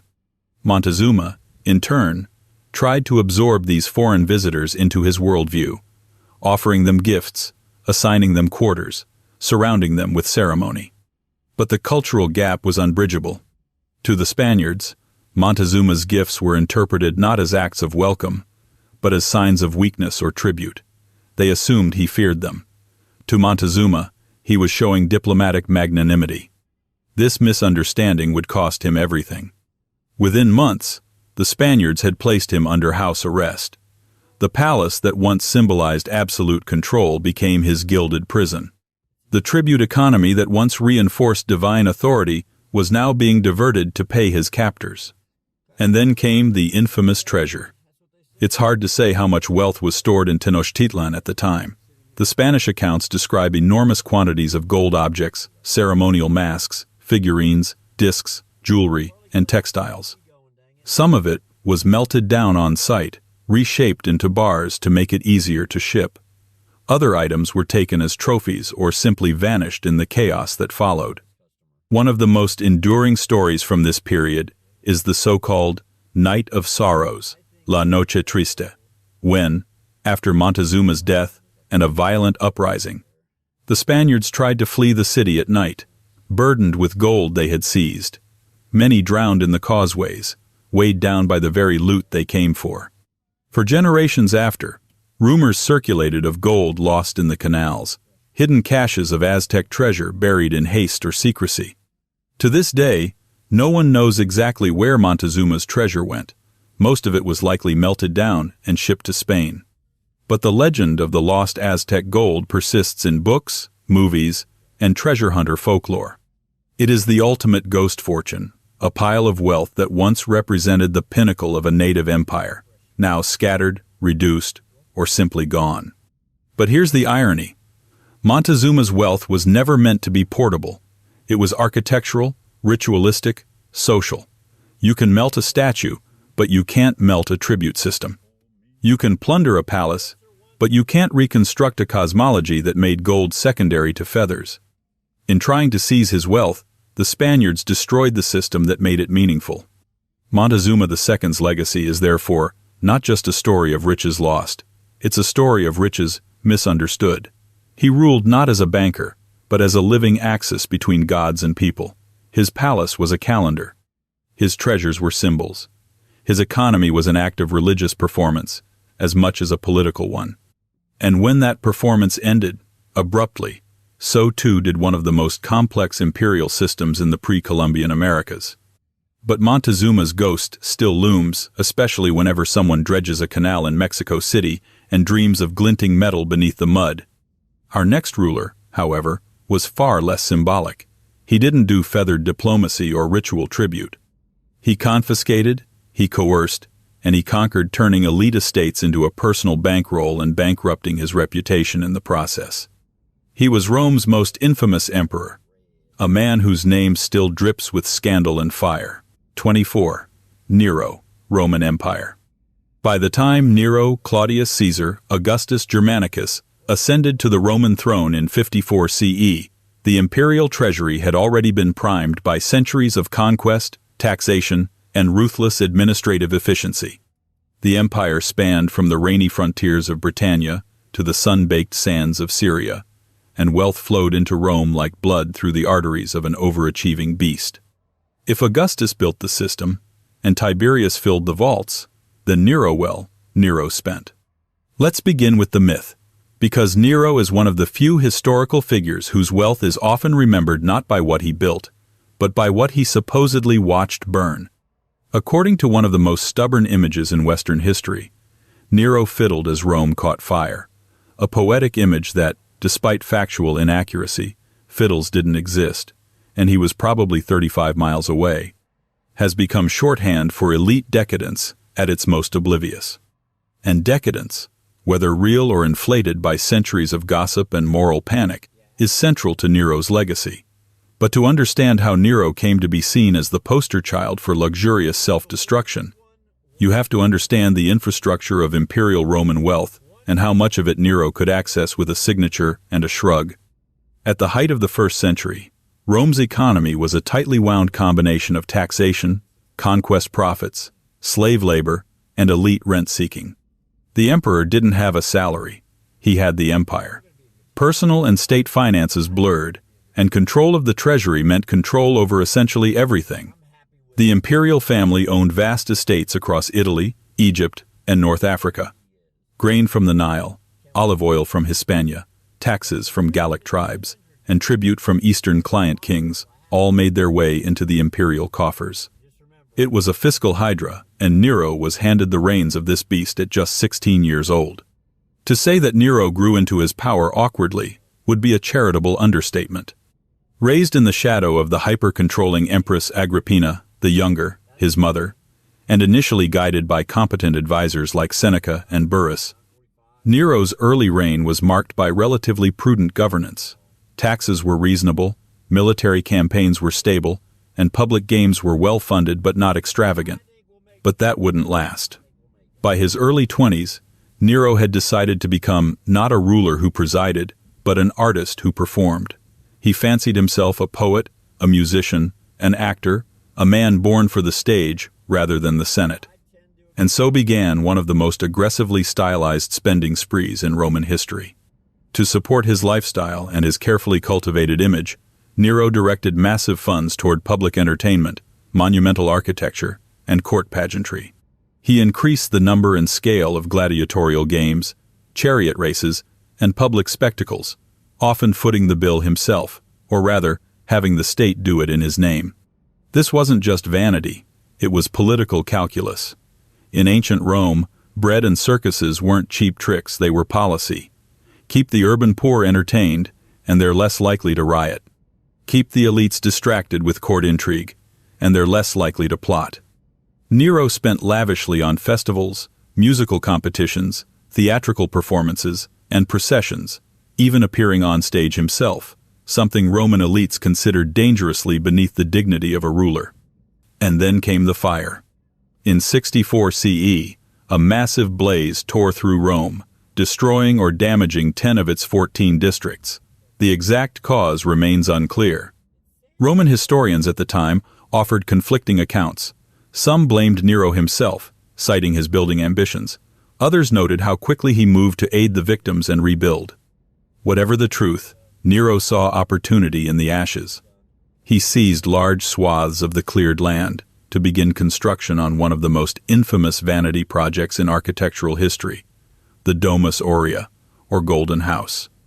Imagine this, a sprawling, palatial complex covering over 100 acres of central Rome, complete with man-made lakes, rotating dining rooms, imported marble from across the empire, gold-leafed ceilings, and ceilings that showered diners with petals and perfume.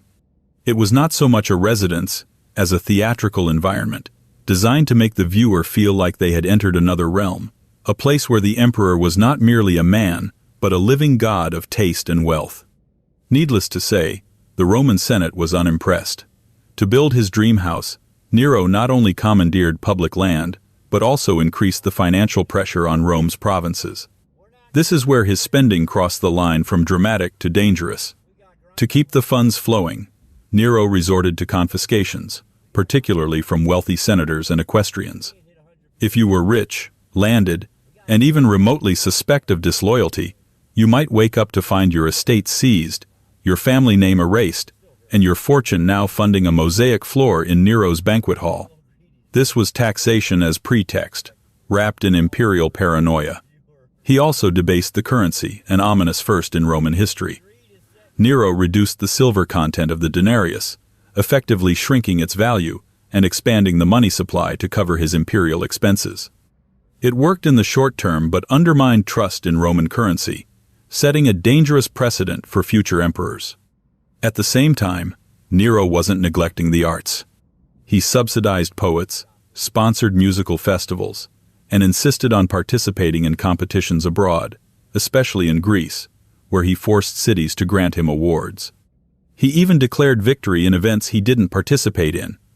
It was an economy of ego, funded by empire.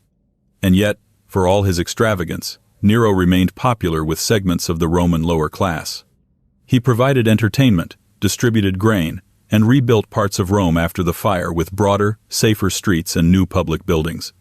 It's worth remembering that many ancient sources like Tacitus and Suetonius were aristocrats with axes to grind. Their portraits of Nero are drenched in disgust, but his public image was more complicated. Still, the money dried up. As Nero's rule dragged on, provincial governors and military commanders began to question the emperor's grip. Rebellions flared. The Senate grew restless. And in 68 CE, The Roman general Galba declared himself emperor with the support of the legions in Hispania. Nero, abandoned by his allies and increasingly isolated, took his own life, ending the Julio-Claudian dynasty in a tangle of rumor and humiliation. His death did not erase his legend. In fact, it expanded it. Within decades, multiple false Neros emerged, claiming to be the deposed emperor returned from hiding. Some parts of the Roman East loved him so much they minted coins with his face long after his death. Nero became a mythological figure, a symbol of excess, ego, and empire in decline. His golden house was stripped of its jewels, its walls repurposed, its land reclaimed for public use. Future emperors tried to erase his name and fill in his crater-sized economic footprint. But you can't fully erase someone who redecorated a capital with himself. So how rich was Nero? We can't put a number on it. The Roman Empire had no central balance sheet, no concept of net worth in the modern sense. But we can say this: he had the power to reshape a capital city, to command the currency itself, to sponsor art, demolish reputations, and stage entire months of performances where the main act was Nero. He made his personality an institution, and for a few chaotic years, the Roman economy danced to his tempo. And yet, if Nero's wealth was built on fire and performance, the next monarch's riches were constructed with discipline, spreadsheets, and the well-oiled gears of an empire that ran on time. She wasn't ancient. She wasn't chaotic. She wore black and expanded the map with a disapproving look. The next ruler is Queen Victoria, and her wealth wasn't just global. It was systemic. 25. Queen Victoria, British Empire. If Nero turned empire into performance, Queen Victoria turned it into a system. Her face wasn't just on coins, it was on postage stamps, telegraph poles, and gin bottles. Under her rule, the British Empire didn't just expand, it tightened, growing more bureaucratically dense, economically aggressive, and self-confident in its own mythology. She reigned from 1837 to 1901, a span so long that we now call the entire era by her name. Not bad for someone who was never supposed to become queen in the first place. And yet, there she was, barely 18 years old, 5 feet tall, cloaked in black, and destined to become empress of a quarter of the world's landmass. But how rich was she, actually? That's the problem and the charm of Queen Victoria. Unlike many ancient monarchs who measured their wealth in palaces, gold thrones, or captive tribute, Victoria's wealth was entangled. Her fortune was part personal inheritance, part crown assets, part state machinery, and part imperial overflow. She was rich, yes, but she was also the symbolic CEO of a global economic operation whose true value is nearly impossible to calculate in individual terms. Still, let's try. At the most basic level, Queen Victoria had access to revenues from the Duchy of Lancaster, a centuries-old estate that generated income for the sovereign. Even today, the duchy manages commercial and agricultural properties and earns millions annually. Back in Victoria's time, it provided her with a steady private income, separate from the government-funded civil list, which paid for her official duties and the royal household. In modern terms, she would have been a hundreds of millions kind of monarch, maybe even touching the billion-dollar zone if you counted all the palaces, art, land, and investments tied to the crown estate. But again, that's a modern way of thinking. In the 19th century, wealth wasn't measured in net worth dashboards. It was about reach, access, and institutional inertia. Victoria didn't need to count coins. She presided over the largest free trade empire in human history. Her empire stretched from Canada to the Caribbean, Australia to India, South Africa to Singapore. It operated on tea, textiles, railways, gunboats, and bureaucratic paperwork. And it ran on money, British money. The pound sterling, backed by gold, was the world's most stable currency. British banks financed global trade. British ships dominated the seas. British law enforced contracts from Nairobi to New Delhi. And Queen Victoria? She personified all of it. But she didn't act alone. In fact, she wasn't much of a decision-maker at all in her later years. Her real power came from symbolic centrality. She became the face on the postage stamp, the name in the anthem, the framed portrait in the colonial governor's office. Her presence lent legitimacy to an empire run by soldiers, clerks, and capitalists. This symbolic power had real economic implications. Her image on coins and currency helped unify a global financial network. Her title as Empress of India, bestowed in 1876, was more than ceremonial. It formalized the British monarchy's relationship with one of the most lucrative regions in the world, a place that, in some GDP reconstructions, represented more than 20% of global output before colonization gutted it. India, for Victoria, was both jewel and justification. It represented the scale of British extraction, but also the scale of British self-deception. Under her reign, India's economy was restructured to serve imperial priorities. Railroads were built not for local benefit, but to move goods and soldiers. Textiles were exported in, destroying native industries. Taxes were collected, often ruthlessly, and much of the surplus was funneled out of the subcontinent to fund British deficits, wars, and luxury. Victoria herself never visited India, but she absorbed its wealth, culture, and symbolism into her court. She hired Indian attendants, wore Indian jewelry, and even learned some Hindustani phrases to impress her staff. It was empire by proxy, and it worked. The Koh-i-Noor diamond, one of the most famous and contested gemstones in history, was presented to her in 1850 after the British annexed Punjab. It wasn't just a gift, it was a trophy. Set in various royal crowns and tiaras, the diamond became a visible icon of colonial wealth. Beautiful, controversial, and still the subject of global debate over ownership. And it wasn't the only treasure. British museums, founded or expanded during Victoria's reign, became storage units for imperial spoils. Artifacts, manuscripts, sculptures, and religious relics were shipped from colonies to London, feeding a national appetite for exoticism disguised as education. The British Museum, Victoria and Albert Museum, and others became vaults of world history, reassembled through imperial power. But wealth wasn't only about gold and loot, it was also about infrastructure. Under Victoria, Britain experienced a second wave of the Industrial Revolution. Steel, steam, and coal remade the economy. Cities grew. Railways spread like veins across the country and into the empire. Telegraph cables stitched continents together. The empire didn't just grow, it tightened, binding colonies into an administrative and economic web that served London's interests.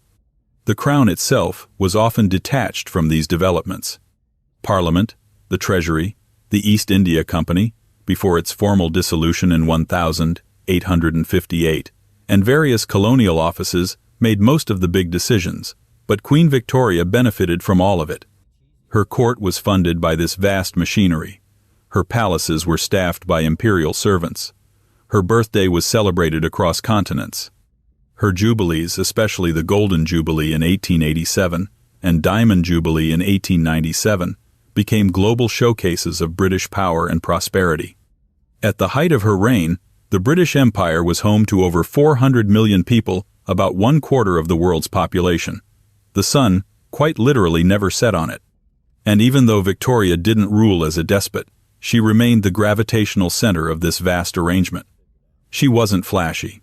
Her personal lifestyle was relatively restrained, especially after the death of her husband, Prince Albert, in 1861. She wore black for the rest of her life, a kind of eternal mourning that became its own brand. But mourning didn't stop the money.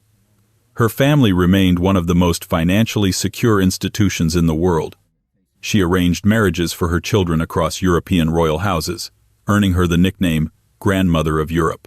These alliances weren't just sentimental, they were strategic, reinforcing the monarchy's place in a shifting world order. And then there was soft power. Victoria's name was plastered on cities. Victoria, British Columbia. Lakes, Lake Victoria. And universities, the University of Victoria. Her legacy became a kind of economic weather system, present everywhere, profitable everywhere, almost invisible in its assumptions. So yes, she was rich. But more importantly, She presided over the mechanisms of other people's wealth: colonial merchants, industrialists, landlords, and financiers. Her role was to embody order, continuity, and moral propriety, even as the empire she ruled extracted resources, labor, and dignity from millions. By the time of her death in 1901, Queen Victoria had witnessed the transformation of Britain from a traditional monarchy into a global capitalist empire, complete with modern banking, industrial production, colonial debt structures, and a world-spanning naval force. And in the end, she became less of a person and more of a logo, a quiet woman in a stiff dress whose signature sat atop an empire so vast that even she couldn't fully comprehend its scale. But empires that big don't stay still. They mutate, fracture, and collapse under their own contradictions. And that is where our journey leaves the realm of kings and queens, each of them absurdly rich in their own way, each of them shaping and misshaping the economies around them, each of them believing, rightly or not, that their wealth was both a reward and a responsibility. History disagrees. It tends to redistribute the rewards and forget the responsibilities. But one thing remains certain. Every one of these rulers proved that wealth is rarely just about money. It's about narrative, about control, about the stories people tell to justify having more than anyone else. And in the end, those stories, however gilded, looted, or rewritten, are the only real treasure that survives.